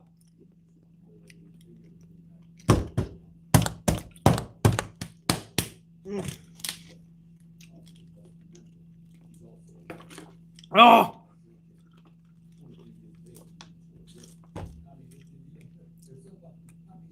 Ooh. All right. We good. Impromptu. Oh. Eyes are watering. All right. All right. We're back. Anyway, Sheamus wins the awards, man. He takes that fucking title from Shayna Baszler. 3 fruit roll-ups last night. Sheamus, your champion, loses 2 matches via the fruit roll-up within 10 minutes to Ricochet and Humberto. Oh, thank you, everybody. Oh, I see the chat, man. You guys are... Chew it, BC, damn it. What are you, fucking 5? Chew your fruit roll-up. I know, man. I was in the heat of the moment. I'm live. I got fucking hundreds watching now. I'm going to have thousands of people watching this later when it goes up on the channel. And I'm fucking gabbing. I'm pissed off about this. And all of a sudden, I shoved the whole roll-up in my mouth. What can I say? I forgot how fucking chewy they were, man. I thought it was just going to be like a fucking donut or some shit. My goodness. Seriously. Live streaming BC's fucking choking, man. That would not have been good. Oh, all right, we're back, man. Anyway, that's what see, this whole... I told you, this fucking... These shows, man. They're gonna fucking do us all in, man. This Sheamus segment could have been it. Oh, fuck, man. All right, we gotta move on, and I can't say this is any better. Dana Brooke and Mandy Rose. You know what I'm gonna say. Dana Brooke, Mandy Rose defeated Naomi last night with Lana. Subsequently setting up Dana and Mandy versus Natty and Tamina for the tag titles. How would anybody not feel bad for Naomi? I mean, that's a serious question. How would you not feel bad for fucking Naomi? She has to tag with Lana and is forced to lose to Mandy and Dana. Not even shade to the other 3, but that's how much respect Naomi has garnered. They put Naomi in the middle of Vince's blonde bombshell brigade, and Naomi is getting fucking nuked. She just is. They put Naomi in the middle of this blonde bombshell brigade, bro.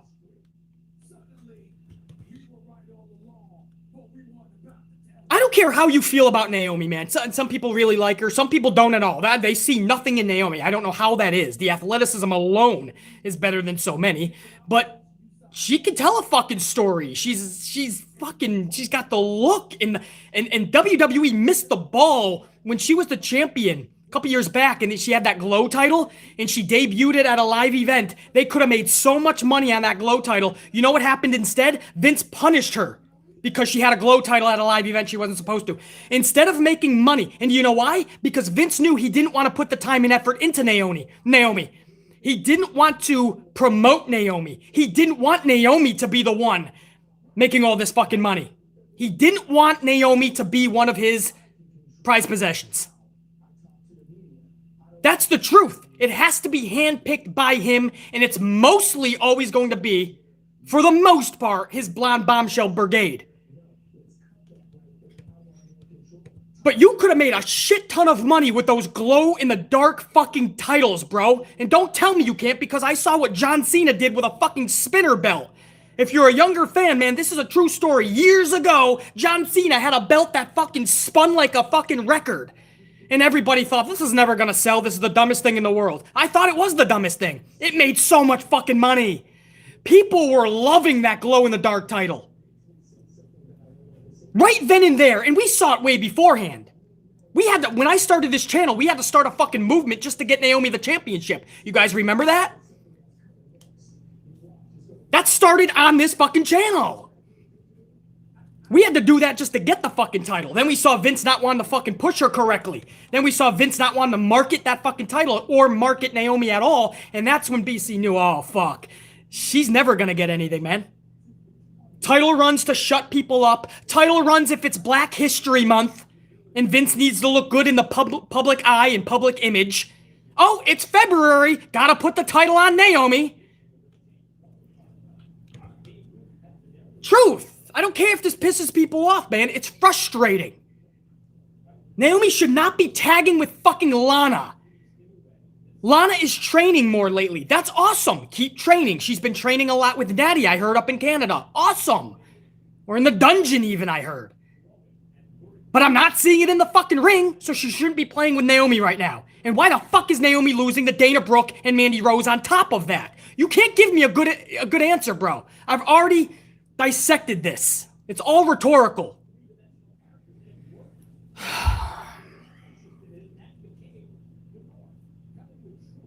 So on top of seeing Shayna Baszler get fruit roll-upped last night, you also see your United States champion get fruit roll-upped twice by Ricochet and Humberto right after I saw Shayna Baszler lose to Reginald in 4 minutes via fruit roll-up. Then I see Naomi dropping a match, tagging up with Lana against Mandy and Dana, and she can't even win that.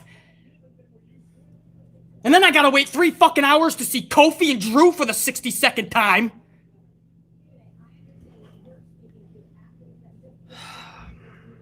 God, hey, thank you, man. I just saw that over 200 on the ups. Thank you, guys, man. That happened fast. We were just at 170. What the fuck?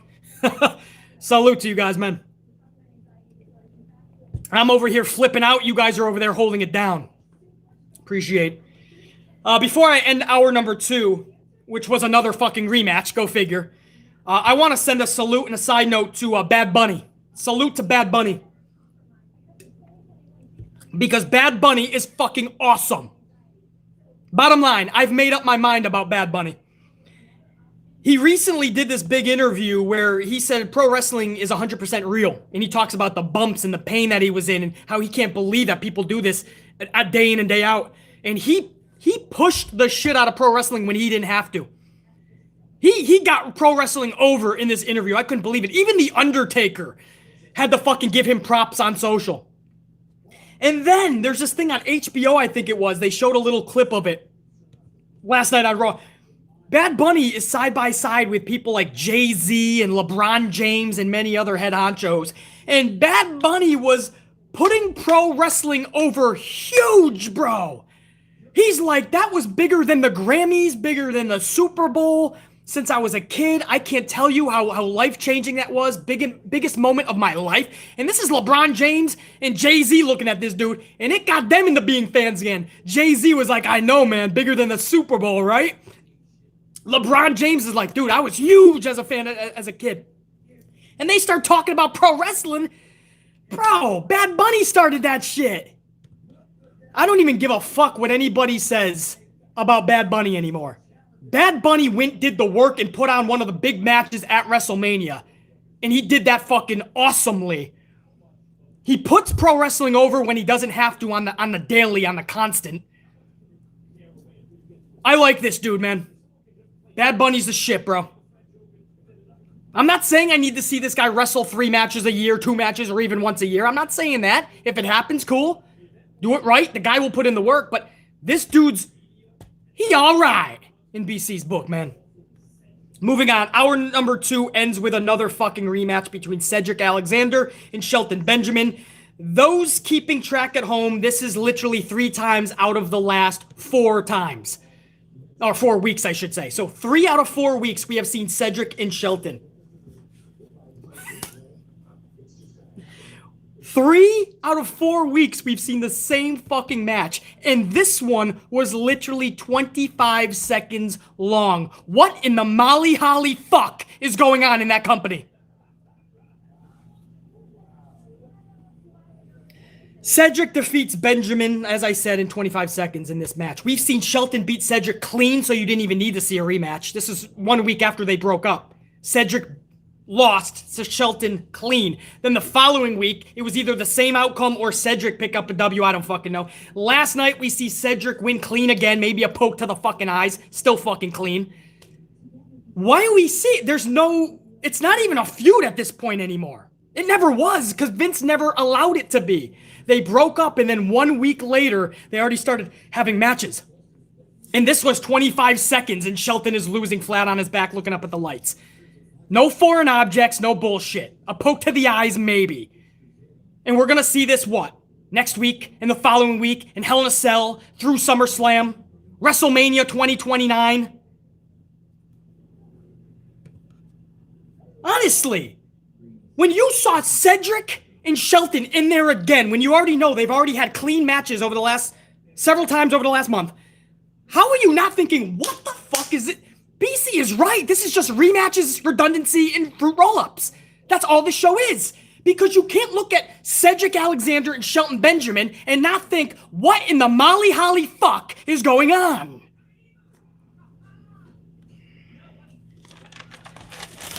And that, guys, was hour number 2 of Monday Night Raw. We're not even fucking done yet. Well, I wish I could say that we were. Then again, I'm having a fucking ball. Hopefully you guys are fucking, hopefully you guys are being entertained at least, man. Because this show, you cannot count on this fucking show to entertain you at all anymore. I'm hard-pressed to even pick a segment these days. Wait till you hear the one segment that captivated me. I shouldn't be surprised, nor should you be. I'll get to it in hour number 3. But first, I wanna go over some VIPs. You guys know the deal, man. Before we start every hour. Ooh, what do we got up in here, man? Oh shit, there's a bunch of them came in during that second hour review. Cyan Elite 4K. Hopefully I said that correctly, man. Thank you for the love and support. Buck99 toward a coffee says, this is Undisputed Era. How was the commentary guy? Yeah, Undisputed, man. It still sucks that they broke them up. I don't know where you go with O'Reilly now. He had a great match with Cole and all that shit, but where do you go? I don't think they know how to book people like O'Reilly. So, it's time for them to fucking moving on up or down, however you look at the main roster. Something needs to happen with Adam Cole and all the boys. As far as how was Jimmy Smith last night, Cyan Elite 4K, he was much better than Adnan Virk, and we're going to hold the verdict till next week, right? We're going to give this guy an actual chance because there is something to this dude. Better than Adnan Virk, at least. But it's not enough for me to say this dude's the real deal. Especially after what he said a couple years ago, that he hasn't watched pro wrestling since grade school. That tells me he does not know the product. Sure, you could do your homework and do your research and do good for one show because you're heavily prepared for that one show, and you have Corey and Byron protecting you and holding your hand through it all, which should be happening. But what happens on the consistent? We got to see about Jimmy Smith. But last night, not fucking horrible. Thank you, Cyan Elite 4K. Kevin Heffernor, 2-spot. I think they are rebuilding Kofi for The Fiend. I think that would work for everybody, Kevin. You got to start having The Fiend pick up WWE. He doesn't lose that much, believe it or not. But he loses the big ones. Kofi is a perfect person to have a storyline, get Kofi some good work, get eyeballs on Kofi, get people appreciating Kofi again, and he doesn't lose too much losing to somebody like The Fiend. You know what I mean? Same thing with Cesaro. He doesn't lose that much losing to Roman because you know what's going to happen. You just want to see Cesaro booked in a good light. We kind of saw that with the build-up to Roman. You could do that with Kofi and The Fiend. Kevin Heffernan, I'm on board with that. To have one of The Fiend when he comes back, one of the feuds being that for 2021, even into 2022. I'm fine with that, Kevin. Thanks, brother. Dino, 2-spot. Triple threat incoming with a fruit roll-up finish. Non-stop. Non-stop. It doesn't matter if it's Laurinaitis. It doesn't matter if it's creative writer 612. It doesn't matter if it's Jamie Noble. I'm Jamie Noble. It doesn't matter who it is, man. Vince is going to rip that shit up. Bruce Pritchard, right? The thing to do these days is blame Bruce Pritchard because his title is head of creative, even though Vince McMahon rips up everything before the show 76 times. And it's always going to be Vince's booking. But people want to let Vince off the hook and just say, Bruce, it's fucking Bruce. Bruce. Every time I hear a professional wrestling fan, might as well be a flan, a professional wrestling fan blame Bruce Pritchard, I immediately just go the other way. It's like you ever play Pac-Man and the ghost is coming at you and you just turn. You don't even want it. You're like, get the fuck out of here. I'm not dealing with that shit. I don't even engage. It's not even worth my fucking time because that is a stupid idiot. Blaming Bruce Pritchard when we know for a fact from wrestlers in that company that it's Vince on every fucking decision. You had Riddle months ago talking about his feetsies, bro. You honestly think that's not Vince? It's all Vince. Look at everything. If you know pro wrestling for decades, you know exactly who thinks the way that these matches are falling. Left and right, every which way they fall like a bad game of Tetris. You know who's booking this shit, man. This is all Vince. He lets everybody set it up. And when you have 700 people, it's going to be a clusterfuck. And then he comes in, he swoops in, and he makes it good shit. Or at least in his fucking eyes. Who was that? Yeah, Dino. Triple threat incoming, man. Everything's going to be a fucking triple threat these days. Thank you, Dino. Ashley Stegels, $3.99. How to bash the fruit roll-up. Eat them whole. Yeah. Don't do that, Ashley. No. Let's not give that advice. I just learned live not to eat a full fruit roll-up. That was bad. Sometimes we learn things live. What can I say?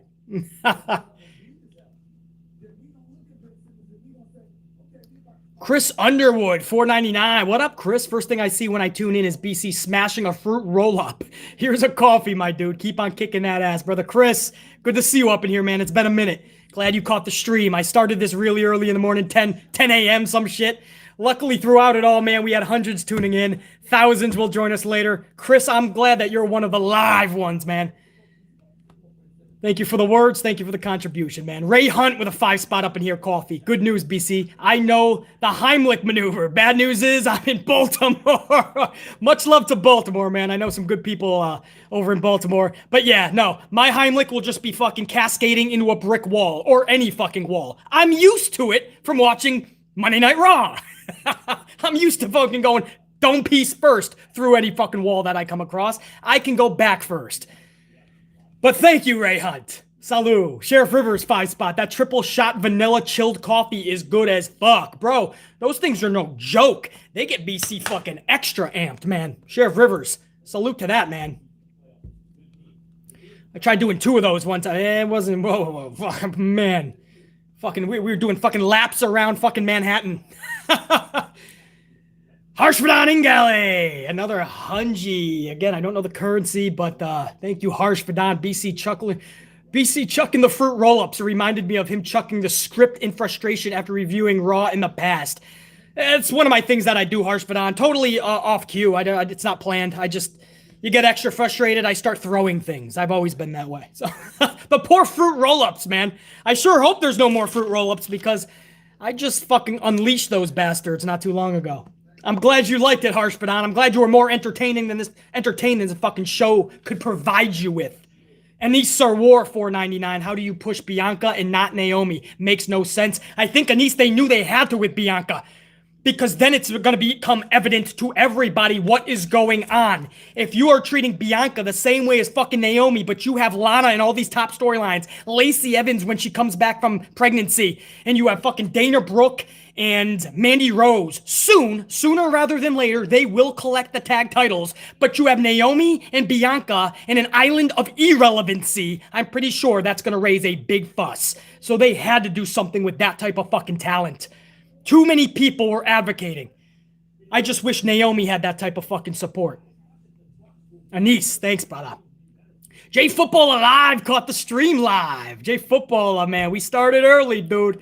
Glad you caught some of this at least. What the fuck? I didn't know fruit roll-ups actually existed.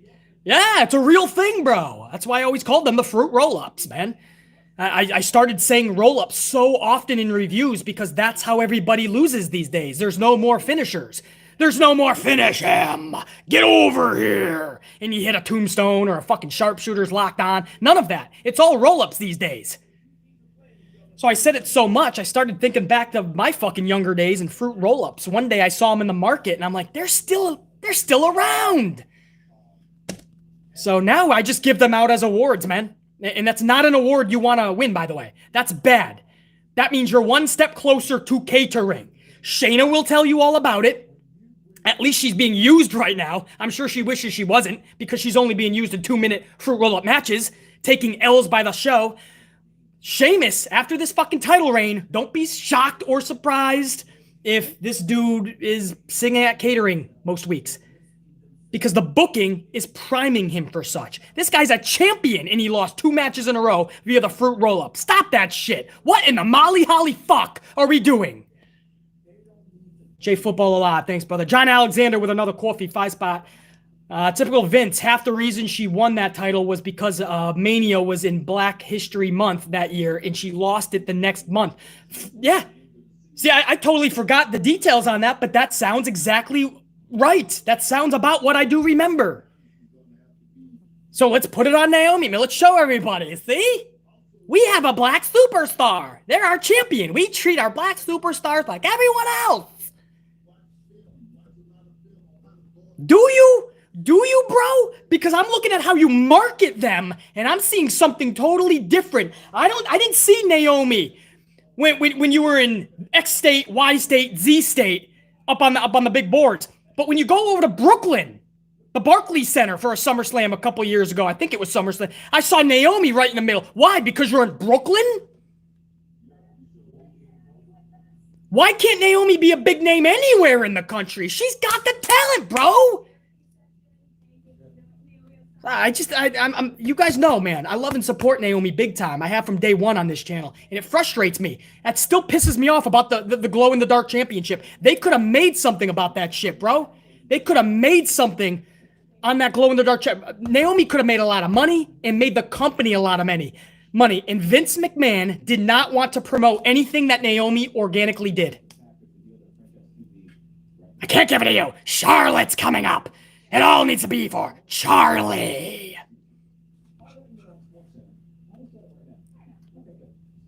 Thank you, John Alexander. Carlos, another coffee. Carlos, man, let me give a salute to Carlos first. BC, they were laughing at him, and he did not care. Salute to Bunny. Yeah, but Carlos, they were having fun with it. You could tell they were tapping into their fucking, when they watched, too.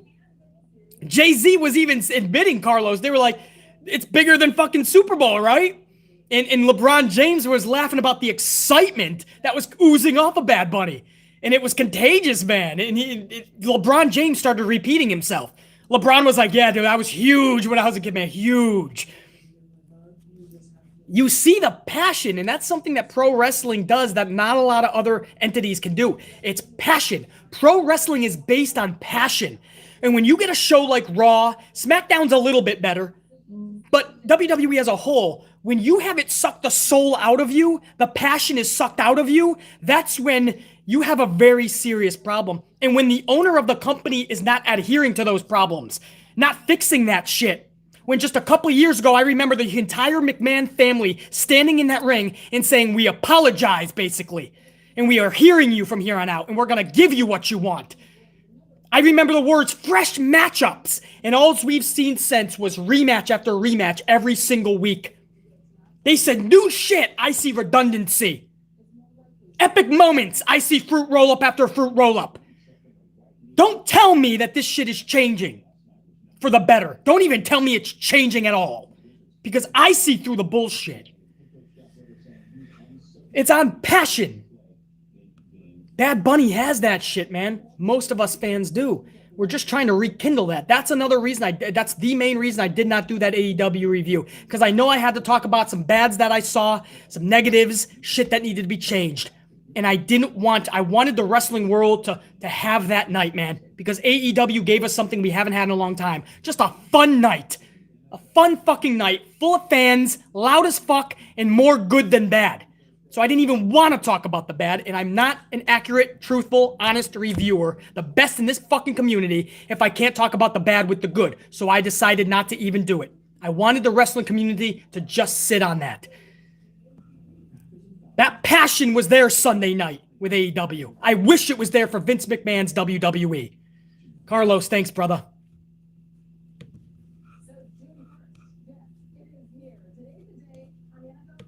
Hold on, we got some more. We haven't started hour number 3 yet, guys, but we headed there. Hold on. Cyan Elite 4K, another $1.99 toward a coffee. Cyan Elite 4K. I changed my name from Undisputed Era. Oh, that's what you meant earlier. You had your boy BC talking about the Undisputed Era, bro. Oh, it's Undisputed. All right, man. One of our tried and trues up in this bitch. Don't often see you, man, anymore. I know these streams go up whenever with no notice. But it's good to see Undisputed Era up in here. Cyan Elite 4K. Thank you, brother. Pedro W with a coffee 5 spot. If WWE gets New Japan Pro Wrestling as an exclusive partner to me, is a clear indicator that Nick Khan is preparing for WWE to be sold in a year or two. Absolutely, Pedro W. I've been priming my audience the past year to be ready for the sale.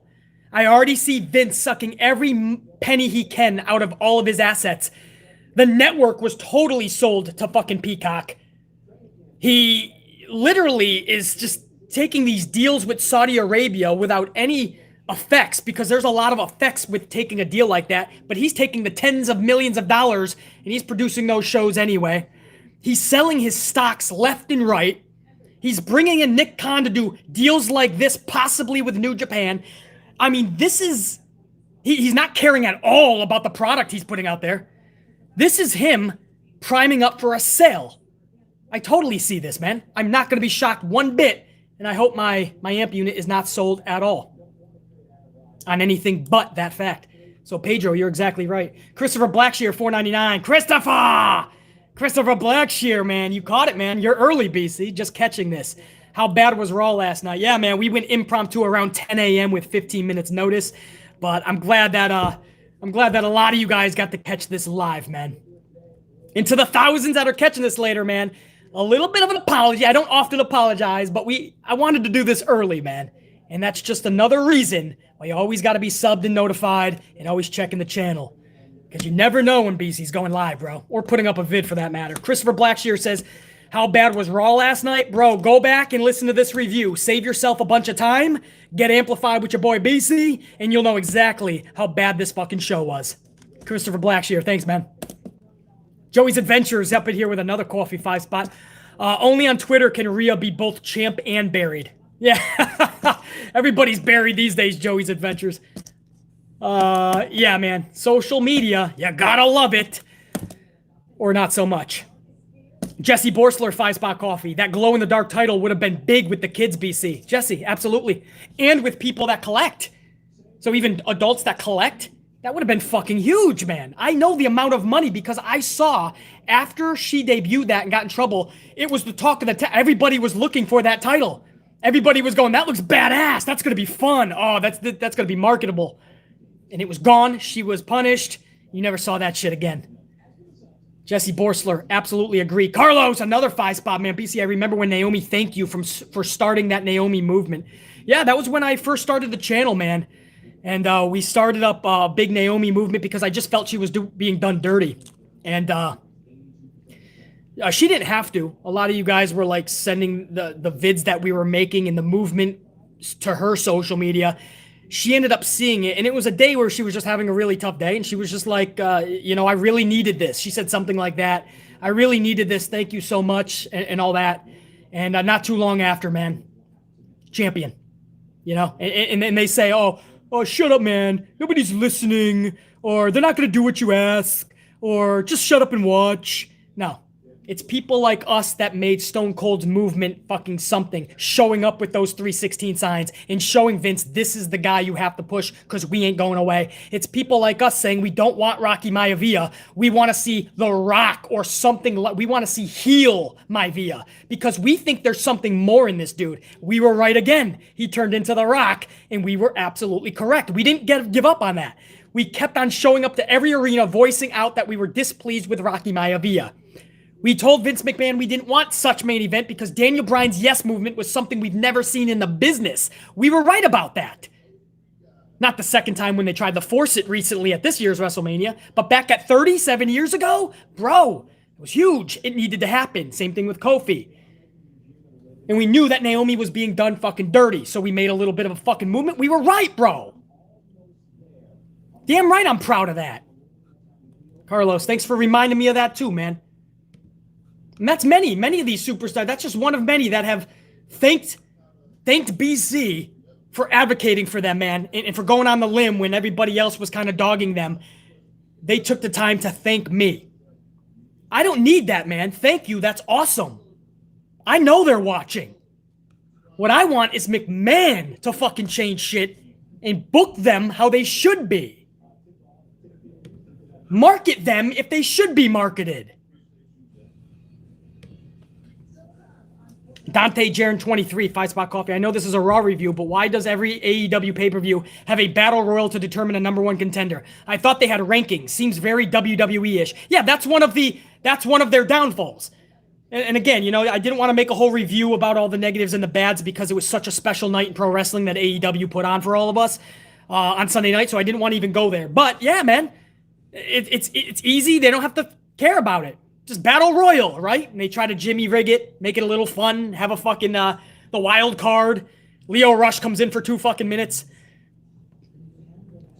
But yeah, man, it's the same thing with triple threats and fatal 4-ways with WWE. Like every fucking show has to have these things. AEW has run that battle royal into the fucking ground already, and they've only been around a year and a half tops. Dante Jaron 23, couldn't agree more, man.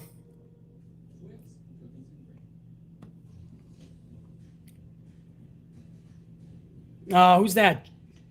Jake 823. Hopefully I said that right. Jake 823. What's good, BC? Sending support from the Pacific Northwest. What's good, Jake 823? Thanks for the love, brother. Thanks for showing up. You and JD are the leaders of the IWC with your facts of this entertainment crap. Any more? I agree, brother. AEW killed it Sunday night. That was wrestling. Totally agree, man. No lies detected, Jake 823, and that's again why I didn't even do a review, because I knew I would have to talk about bads and negatives, and it just didn't feel right. I wanted to just rest on a fun night of wrestling, and that's what we got Sunday night. So I didn't, you know, and I didn't want to just do a review where I just breeze over the negatives and the bads. You know, you guys know that I'm legit, man. I have to go full detail, full throttle on my reviews, or I shouldn't be doing them. So if I talked about the bads and the negatives, we would talk several minutes, and I didn't want to kill the vibe because that was fun Sunday night, man. Jake 823.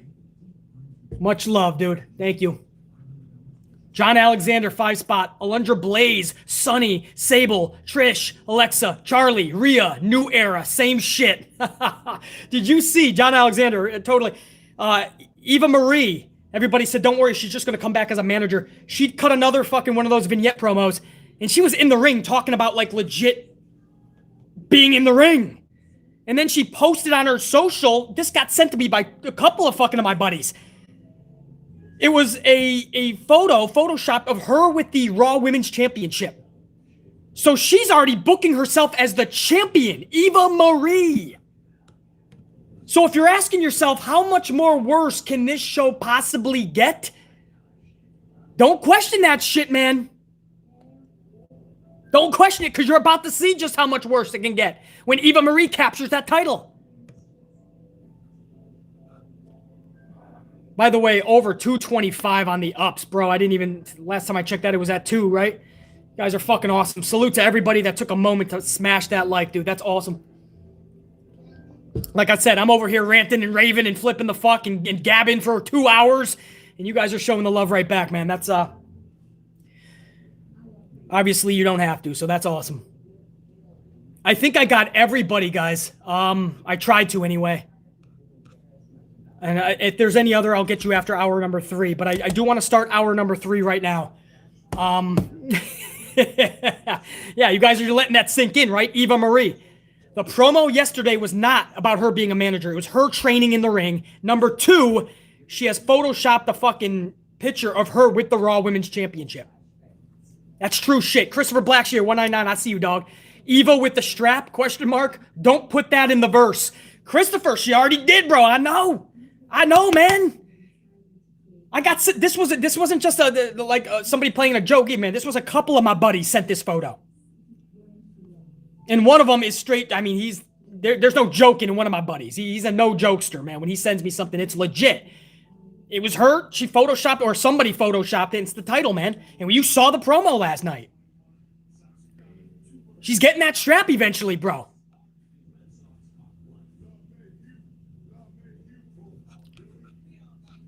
Pedro W, 5 spot. I see you with that coffee, man. Thank you. AEW loves their end arounds, like tournaments, battle royals, and the ladder match, designed specifically to take a show or a shot at WWE. Yeah, I mean, at least they have the talent to do it, and they put in the effort.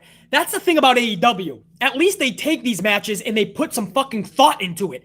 Vince does these fucking gimmick shit matches, and he puts 0 thought into it. So now we're seeing a redundant type of match stipulation, and he's wearing that into the ground, where even today, ladder matches aren't meaningful anymore. Steel cages, no holds barred, falls count anywhere, last man standing, steel cages for sure. Even War Games is now being dug into the ground. And when you're with WWE, they put no care into the matches, so it's even double bad. At least Tony Khan lets people fucking get creative. Pedro, thanks, dude.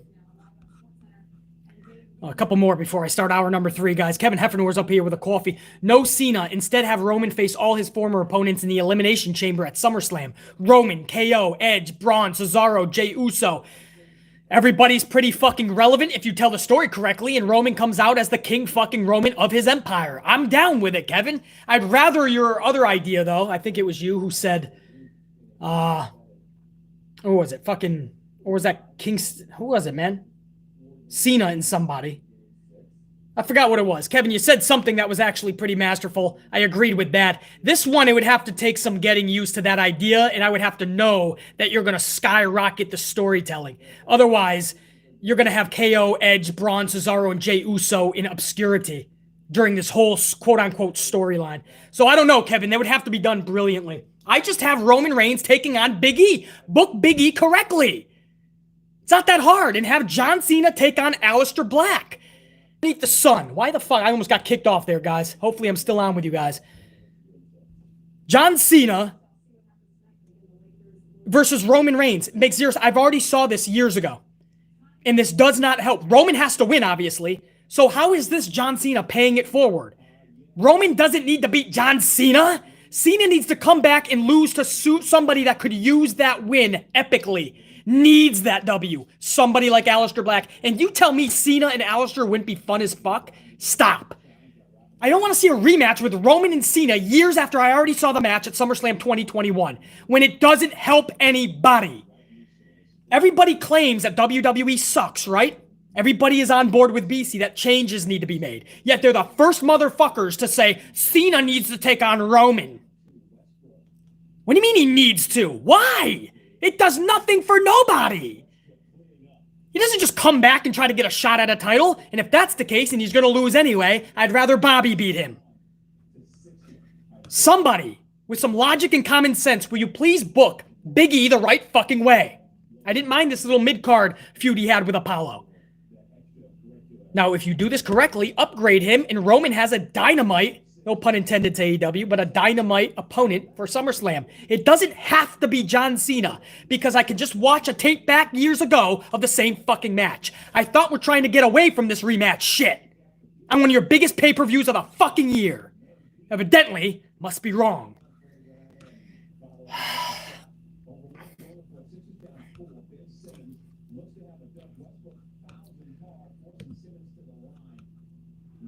Soundwave 92, 10 spot. What up, Soundwave 92? Thank you for the couple of coffees. Having classic Maxwell roast for this review. Salute, brother. Old school Maxwell. Ow. Back when I was a rebel teenager, man, I would be in and out of the big house. All you had in those walls was a Maxwell. Couldn't even get Folgers. The best part of waking up is Folgers in your cup. Folgers, it's in your cup. Anyway, couldn't even get Folgers, man. It was Maxwell. It was cool. You know, it wasn't always made correctly. They wouldn't always let us make it. Like we were going to do something with the coffee. So if you had a feud within the prison, you were going to knock somebody out with the coffee maker. Then again, I used to see people getting stabbed with pens and pencils. So I guess that could happen. Still, I wasn't able to make my own fucking coffees. But yeah, it was Maxwell, man. Little prison story for you. I was a bad kid, man. What can I say? I was always into shit. I was always barroom brawling and shit. Soundwave 92, man. Soundwave also says, I was on cloud 9 after that AEW pay-per-view. Then watching Raw, I felt like I fell down and hit concrete. This company pushing Eva Marie is a fucking joke. I added fucking in there for Soundwave. Soundwave did not curse. That was BC adding a little bit of wordage. I absolutely agree, Soundwave. You have that feeling Sunday night, and then you watch Raw, and you're like, we don't even have a little bit of that. We haven't, like, Vince didn't even try to match that. Vince probably doesn't even know AEW had an event Sunday night. He probably does not give a flying fuck. I thought they would step their game up just a little bit. Soundwave, I have no fucking idea. Thank you, brother. Jer9 Gaming, what up, dude? 2 spot. I have a bad feeling that Eva is going to win Money in the Bank. Bro, that's what I was thinking. I did not, as Christopher Blackshear said, I didn't want to put it out there into the stratosphere or the verse. But it looks like Eva Marie, Money in the Bank. You know, and that all depends on how long McMahon, or when he wants his golden child Charlie to win the title, and how long he wants Charlie to win it for. Keep it. I'm guessing not for long, because Vince wants Charlie to beat her father's record sooner rather than later. She'll get it and just like always lose it in a month or two. And don't be shocked if Eva Marie, just like Jer9 Gaming had said, unfortunately, don't be surprised if Eva Marie grabs that shit, cashes in, and wins that fucking title. Oh, I tell ya. I think I got everybody, man.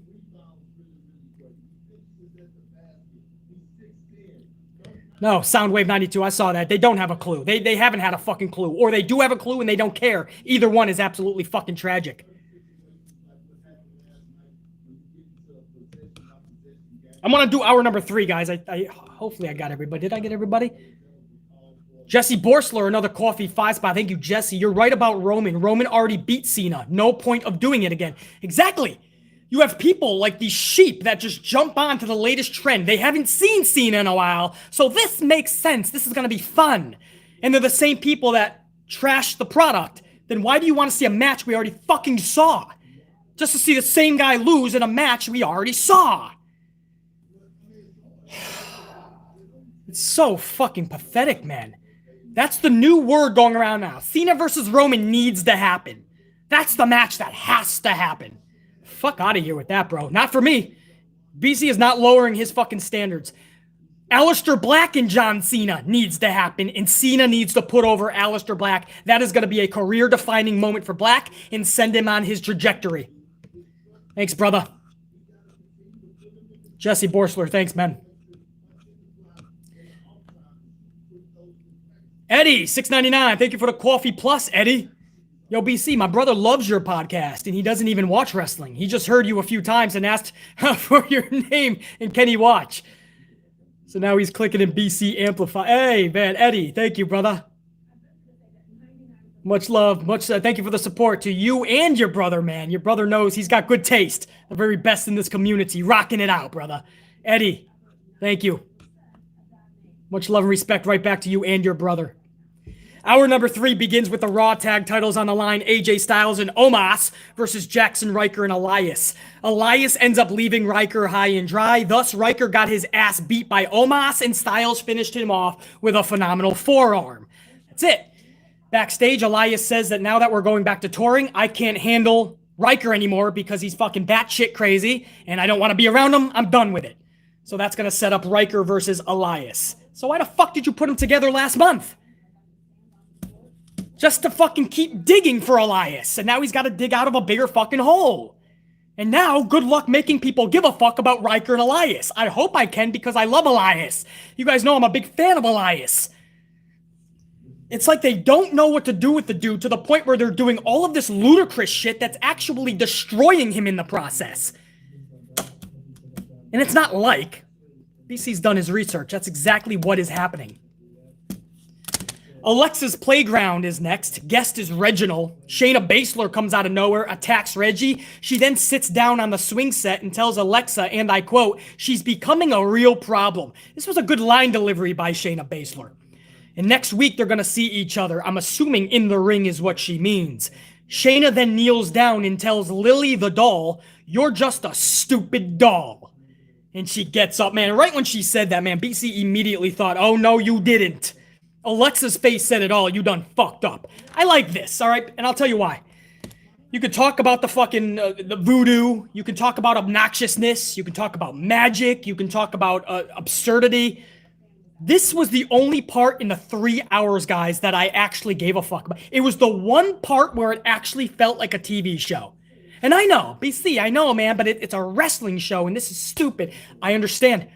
Before we can even get to a wrestling show, we got to remember that this is a 3-hour fucking television show, and nothing on this entire fucking show, we are in the middle of the 3rd hour now, guys. Nothing was interesting. Nothing was entertaining. This was the first time where I was actually into something, at least. And it had me thinking, and this is how bad this show was. This is not a joke. If you caught the top of the program, you guys know what I'm about to say. This is not just for entertainment purposes. I'm not just throwing this in there as a shtick. This actually happened. The show was so bad, I started booking dolls. I started to book next week, and I thought, okay, if we're doing this whole fucking Lily thing, then Shayna should come out with fucking Chucky and say, that's a stupid doll. This is no doll. He'll whoop Lily's ass. Or whatever the fuck. And you could even have Chucky's words come out. Hello, bitch. Have him fucking wield a little axe, you know, even if Shayna's fucking bringing it up. The whole thing is supposed to be a laugh because Shayna is making fun of Lily being real. So she brought out Chucky, get it? And she staged this whole thing. But all of a sudden, the lights go out and fucking Chucky erupts in fire. And Shayna's like, what the hell? And she looks up and Lily's not playing. Alexa's not playing. And you can get Chucky easily the rights for him for one night because Universal owns fucking USA. Universal owns Chucky. So I'm booking dolls. BC, what does this do going forward, man? I don't need to see more fucking obnoxiousness and voodoo and magic. I understand, bro. I'm just trying to book fucking TV that entertains me at this point because I'm not even getting that. Before we can even talk about wrestlers being fucking treated right or winning the right matches or stopping the fruit roll-ups or stopping the rematches and the redundancy, we need to fucking start being entertained again. Fucking Lily. How far can you go with Lily? Bring in fucking Chucky and now we can talk. Anyway, does anybody even remember Chucky? I know that was like the 80s, maybe 90s. Right now, people probably don't even know what the fuck a Chucky is. If you look at that thumbnail, you know exactly who the fuck. You imagine Chucky and Lily in a fucking segment together. Yeah, you may trash it, you may piss on it, but you're gonna tune in to see Chucky and Lily. Yeah, you guys remember, a lot of you guys remember Chucky. Chucky was the shit when I was growing up, bro. Don't fuck with the Chuck, MJ. Chucky was fucking that dude. Now, what I'm saying here, guys, is that's how bad the show was. I'm not joking when I say I went off into a fantasy land for like 4 or 5 minutes, and I started booking dolls. And when I finally came to, I thought, what the fuck was I just doing? I just booked Chucky and Lily in a segment. Joseph Ramos, hey bitch, wanna play? He used to have the lines, man. Could you imagine if Chucky just said that, bro, in the ring, looking at Lily? You could just have it over the loudspeaker. You don't gotta have some animated shit. Hey bitch, wanna play? And he fucking, Shayna makes him bring up a fucking axe or some shit. Come on, bro. All of a sudden the dude catches fire. Lily ain't playing, man. Because other than that, what are you gonna get next week? Face to face. You gonna get some fire? You're gonna get some fire on the fucking ring posts? Shayna gonna run away and she's gonna have more fire at the fucking top of the ramp. Is that what we're gonna fucking do? They better get creative, man. If I don't see Chucky next week, I'm throwing my TV into the Hudson River. They can get the rights to Chucky. Universal owns Chucky. Universal owns USA. Do that shit. Have Shayna bring out Chucky, man. Otherwise, I'm ringing that last bell on Shayna Baszler's career. We already did the 9-bell salute. I will ring that 10th one. I'll do it. Next week, too. So we'll see what happens with Shayna Baszler and Alexa. That was the only entertaining part of the night last night. That's fucking sad. But it's the only thing that caught my eye. It was the only thing that made me, like, fantasy book anything.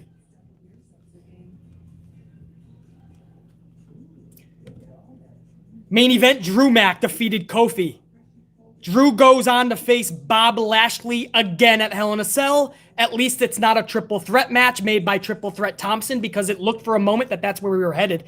They stretched this out over 2 weeks with these two, and I didn't give a shit about either. That's not shade to Drew. I like Drew. Not shade to Kofi. I like Kofi. Kofi's been putting out some of his best promos lately, too.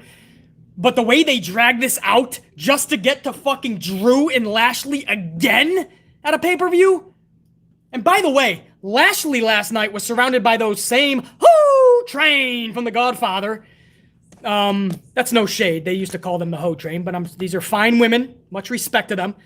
But there was one, man. She was a shorty with short black hair, and she had the thickest thighs I've ever seen, showing her whole fucking leg. Bro, BC was like, okay, I lied. I went to Fantasyland twice. One was with the Chucky and Lily booking. The second time was Fantasyland with that little shorty. Let me tell you, that girl was bumping. Damn. That short, I never saw thighs that thick.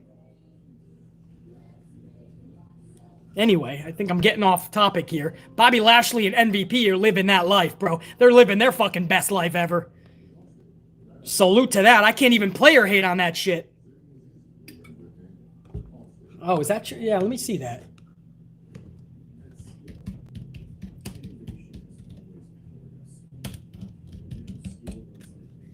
Forgot to look something up.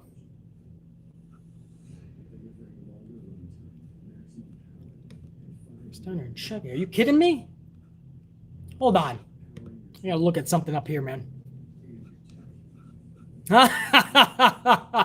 Right? You guys saw that, man. The chick was thick. Bro. That chick was badass, bro. I saw that shit. Joseph, right? What the fuck was up with that? I've never seen thighs like that, bro. Like, that's a whole day adventure right there. There's no stopping for water. There's no fucking... No. That's a day adventure, man. You fucking... You gotta buy a day pass with that.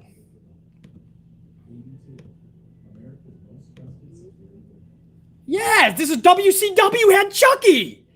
What the fuck? I need you guys to hear this. Fuck, man. I don't know if I'm gonna be able to do this, guys.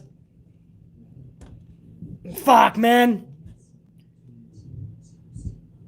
I don't know if you guys are gonna be able to hear this, man.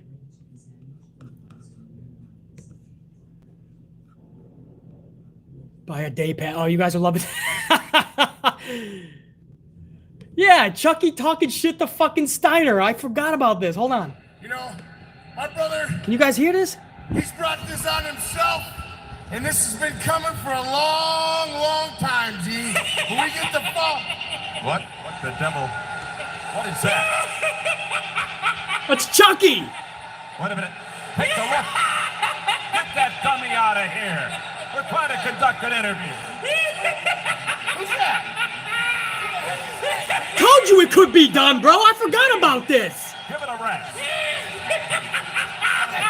Ricky Steiner. What? Wait a minute. Cue ball. Who you calling a dummy? You're standing there with the genetic throwback who barks at the moon. I'm doing love scenes with Jennifer Tilly. Jennifer Tilly's got those fucking. How you doing? Dummy? Say it again. Yeah? We call you. You're a dummy. Hey, what's the matter? For a guy who never shuts up, you sure don't have much to say, Mean Gene. Well, just a second here. Oh, he looks awesome. Shut the hell up. I didn't come here to talk to you anyway. I came here to talk to that idiot standing next to you. Fucking Chucky in WCW. Raggedy rear end down here. You got something to say Like to me? that, wouldn't you, Ricky? You've been playing with dolls all your life. At least that's what your mother tells me. Oh! But I'm not your type. You need a kinder, gentler, dumber doll. Me? I'd show you what it's like to get your head twisted off, your arms and legs bent and broken, and when I'm done with you, I'd let the dogs chew on you like some old shoe. How would you like that, Ricky? Ricky? You got something to say? Say it. You ain't got nothing to say. Get the heck out of here. I'm here to tell everyone that if they want to see a real pro at work, they should go and see my new movie, Bride of Chucky. He was promoting the Bride, yeah. This project. So if you mess with Scott, you're messing with me and my Academy Award.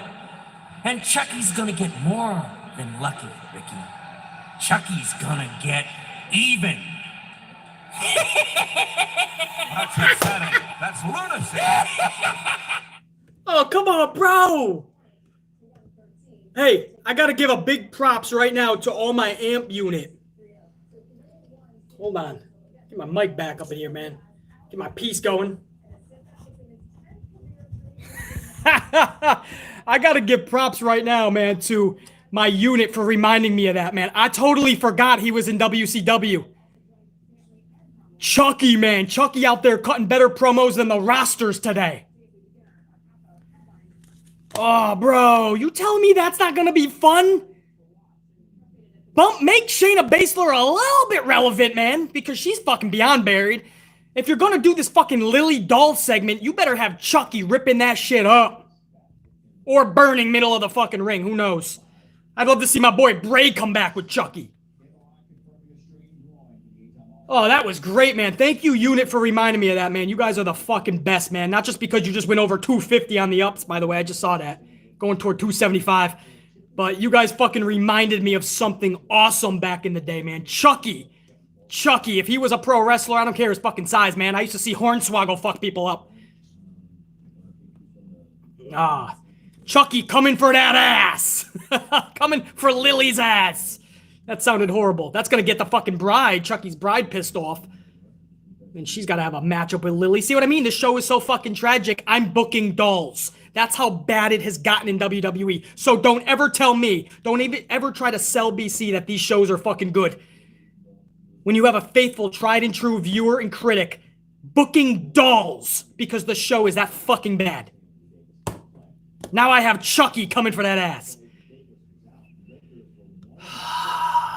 You guys are the best, man. That was the review. I went over fucking Drew Mac defeating Kofi. That led to, we waited 3 hours to fucking see that. The same shit we could have just saw last week. It was absolutely fucking bullshit. Somebody can catch that like the fruit roll-ups. I think I saw some VIPs. If you were here just for the review, thank you guys so much, man. You guys are badass. We started this thing 10 o'clock in the fucking morning with no advance notice. And we had hundreds live throughout. Thousands will be filing in later when we put this on the channel. I have the best fucking peeps, man. Now, I say that a million times. I sound like a broken record, but there's nothing like the amp unit in this community, man.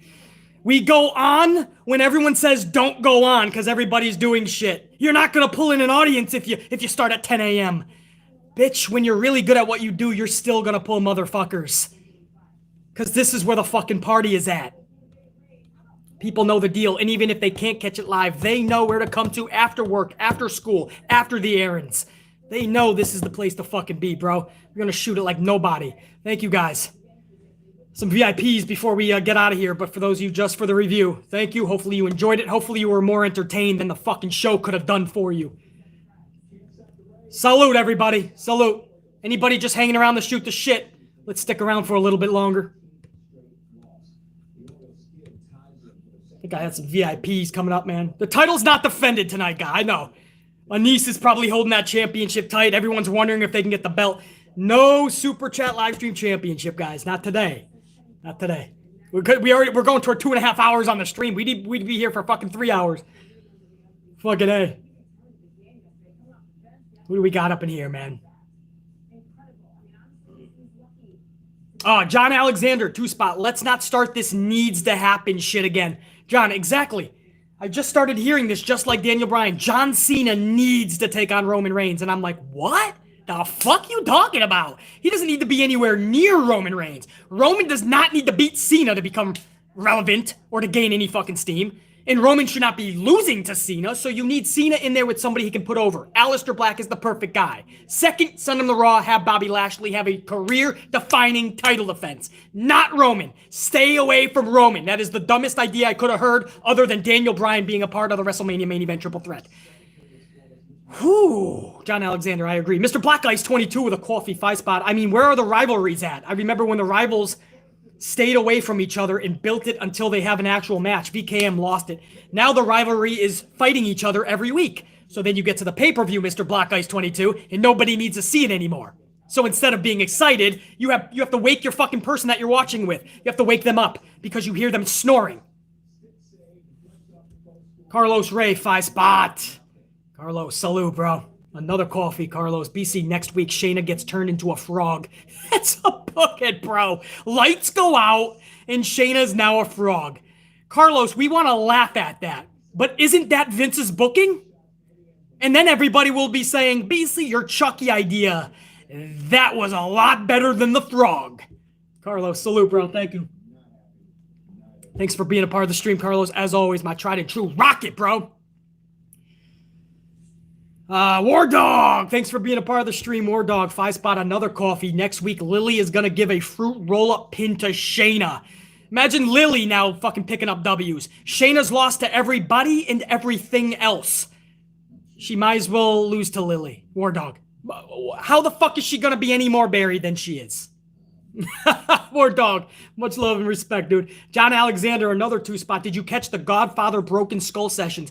Yeah, John Alexander, I was pissed about that. It was a great view, John Alexander, a great viewing because I caught about 45 minutes of it. And the part that I caught, he said that he was going to be Papa Shango again, but a darker side. You guys know I love old school Papa Shango. This was going to be a little bit more serious, a little bit less of the voodoo, a little bit less of the fucking the hoopla. And last minute, Vince wanted him to be a part of, I believe, Nation of Domination or some shit.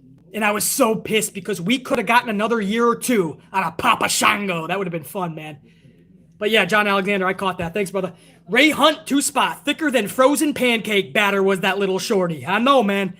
Bobby Lashley and MVP's party girl, dude. The one with the short black hair, the whole leg showing. You will never see thighs like that in your fucking life. And I've seen some sexy bitches. Those thighs take the fucking cake, bro. That is an all-day pass. You do not get up to fucking go eat. You don't get up to go to the bathroom. You don't get a drink of water. You just have fun with shorty. It is a shorty all-day pass. Damn, was she off the charts. Who was that? Ray Hunt? You know, brother. John Alexander, another 2-spot. Chunky cut better promos than the... Oh, Chucky, right? You said chunky, John. I like that. Chunky. Chucky cut better promos than the current roster. Easily, bro. That was fun. Revisiting Chucky and WCW. Having that spat with Rick Steiner. Bro, I loved it. Thank you, John Alexander. Mr. Black Ice 22 with another 2-spot. Remember when RoboCop rescued Sting and ripped the cage? Yeah, Mr. Black Ice, man. That was for more promotion. I don't mind it if you're gonna do it correctly and if it fits and if it's entertaining. That was so fucking silly and would be panned today more than it was. I actually didn't mind that at the time. But I'm a little biased because I fucking loved RoboCop and anything from the 80s. But yeah, man, WCW did so much promotional shit. Kyle Anderson, $2.99. BC, would you rather Lesnar Lashley or Lesnar Roman? I've seen Lesnar and Roman too many fucking times. We saw it 27 times. So the same people that are saying Cena and Roman needs to happen are also saying Lesnar and Roman needs to happen just because their character changes. Maybe down the line, if given the perfect situation, I could be okay with that. Different characters can kind of fall under different categories to do it again. This is not one of those this soon. I don't need to see Lesnar and Roman for the next 20 years because I've seen it so many times. You have seen it so many times.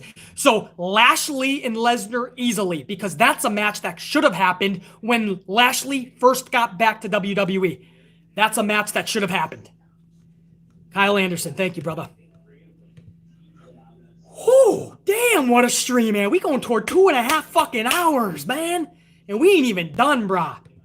I got some more up in this bitch. Carlos put another coffee 5. BC, thanks for bringing back the memories. Chucky and BC, salute. Hey, to you, Carlos, salute. Thanks for being a part of the stream, brother. We're always going to have last man, have a good time, call out the truth, and be bluntly honest, piss some people off in the process. But if you guys keep tuning in, man, we'll keep doing it. Carlos, thank you. War Dog, another coffee 5 spot. Chucky in WCW was so damn iconic. I def want Vince booking Chucky going at Lily. Would be bomb as fuck. War Dog, see what I mean? I'm over here booking dolls, but it dawned on me that's more entertaining than anything on the show. Chucky and Lily beats out anything on this trash of a fucking 3-hour show. It's not even a show, bro. It's 3 hours of garbage, let's be honest. And I don't want to say that. I love WWE. I love pro wrestling. I want to speak about the positives. This shit, every single week, there is nothing to pull out of it that's good. Other than a fucking doll segment.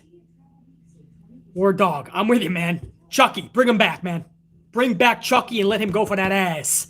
Santivia Major, what up, Santivia, with that coffee? I gotta go whoop today's ass. Much love and respect to you, BC, and to my AMP unit family. Santivia, salute to you. I mean that.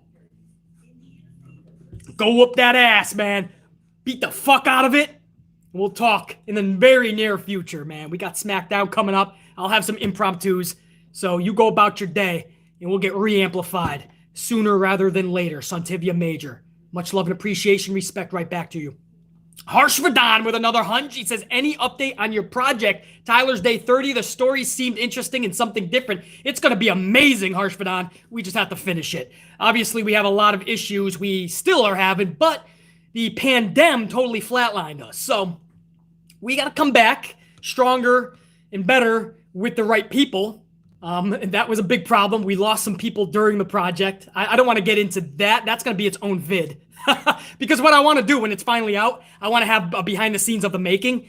And you guys are going to hear stories that are just, anybody that thinks it's easy to make a movie, good luck. You have no fucking idea. Now I know why it's taking 15 years to make Avatar. I know they're making a few in a row, but now I know why it takes so long. I once did this one movie too. Something Diamonds. I forgot what it was called, man. And I did it. I was all happy about it. Thought I was going to be in it. And all of a sudden, fucking 4 or 5 years later, it still wasn't out. And I'm like, what the fuck? Come to find out the dude didn't have the financing for the actual distribution.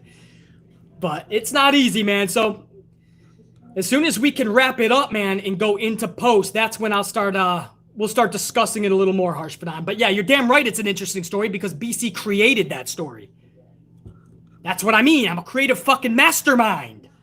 Jacqueline Robinson, 10 spot. Thank you for the live stream. Amp for the rest of the day. Check your leader, Jacqueline. Thank you for tuning in, brah. Jacqueline, the shit. A salute to Jacqueline Robinson, by the way. Ow. I'm nursing this now, man. I only got a few sips left. We got to end this soon. Joey's Adventures with a 2 spot. Did you see the Foley doc? I did, man. I loved it. I loved it. I think that went up against AEW, didn't it? I'm pretty sure that went up against AEW. So poor Foley, man. I'm sure fucking AEW is like, that'll put asses in the seats. Same thing that Tony Schiavone had to say because Eric Bischoff made him say that about Foley winning the title on Raw. And asses actually did tune into Raw. And ever since, Raw started beating Nitro. So who knows, man. But yeah, that Foley doc. All of these docs have been amazing lately, man. I still have to catch out check out the whole Ultimate Warrior one and the Macho Man one. I saw bits and pieces. I have to watch all because you guys know those are my role models growing up, man. Macho Man, Ultimate Warrior. Those were the dudes. Yeah,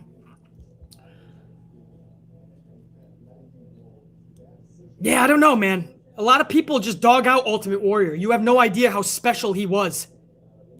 You have no idea how special he was at that time for that era. And unless you were around for that era, you really can't dog the guy out. And we all respected Macho, obviously, because not only was he nuts, batshit, but he could back it up in the ring. But Warrior, because of how he was in real life and he was really green in the ring pretty much his whole career. You know, he still could pull out a match when he wanted to. Hulk Hogan versus Warrior WrestleMania 6 is one of my favorite matches of all time. And Ultimate Warrior versus Macho Man WrestleMania 7, career on the line. Whoever loses their career. That was WrestleMania 7. Both of my role models and idols. Macho Man versus Warrior. Could you imagine how BC was around that time? I was a fucking wreck because I didn't know who to go for. And I knew that if one of them lose, their career is done. Macho Man, Warrior, WrestleMania 7, career on the line. One of my favorite matches. And Warrior pulled through, bro. So anyway, yeah, the Mick Foley doc. They've had some good ones recently, man. Even Stone Cold's, which is, I believe, started it off. Bret Hart's is going to be this Sunday. I just saw the Shawn Michaels one again. And then at the same time, on the other channel, Vice, I think it is, you have Dark Side of the Ring. They're coming out with some awesome documentaries. So there's a lot to fucking watch, man, that pull back that fourth wall.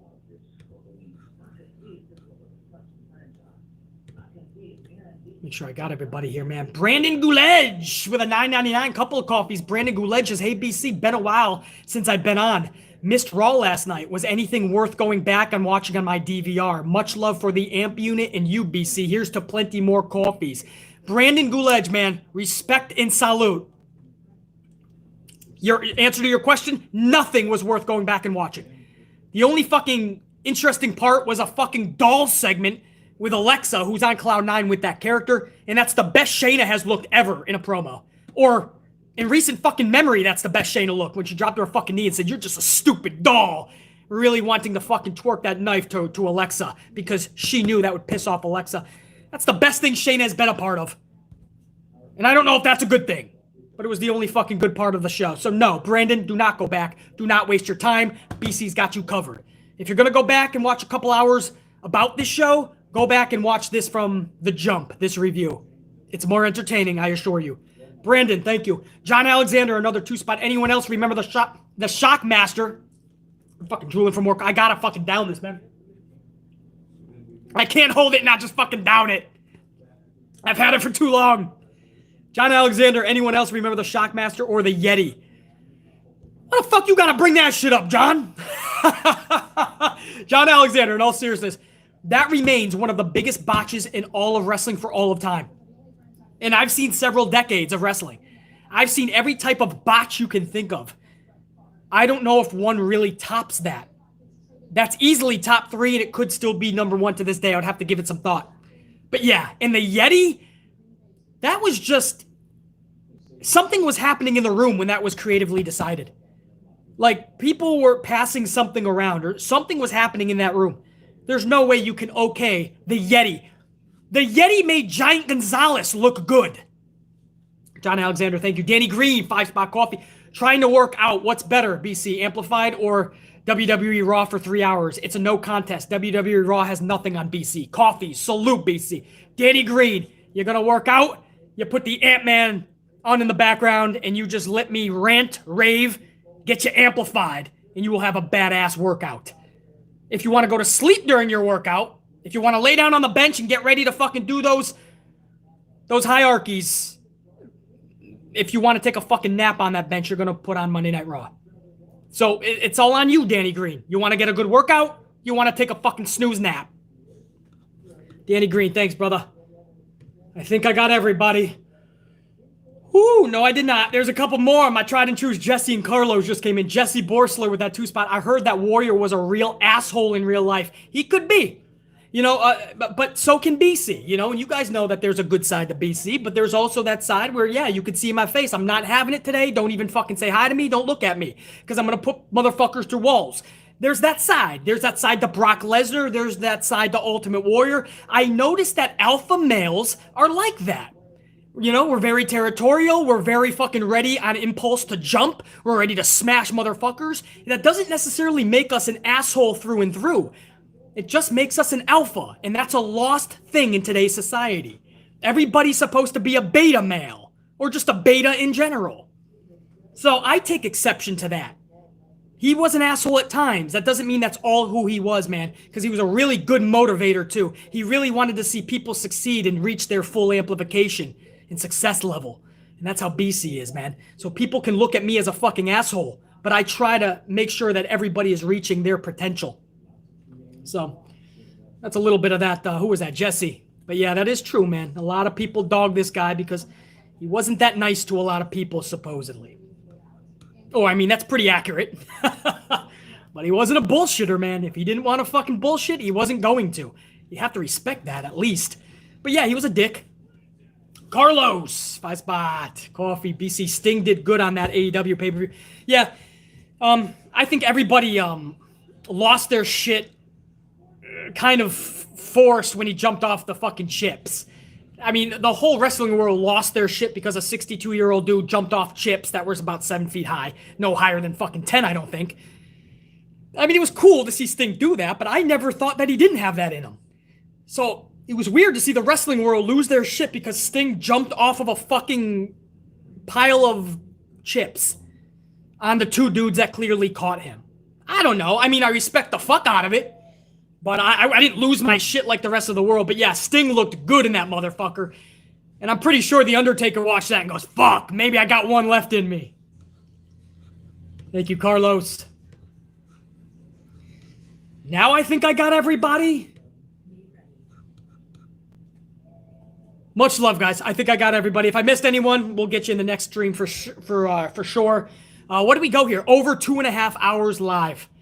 You guys are the fucking best. We're almost 275 on the ups, which means we're about to hit 300 soon.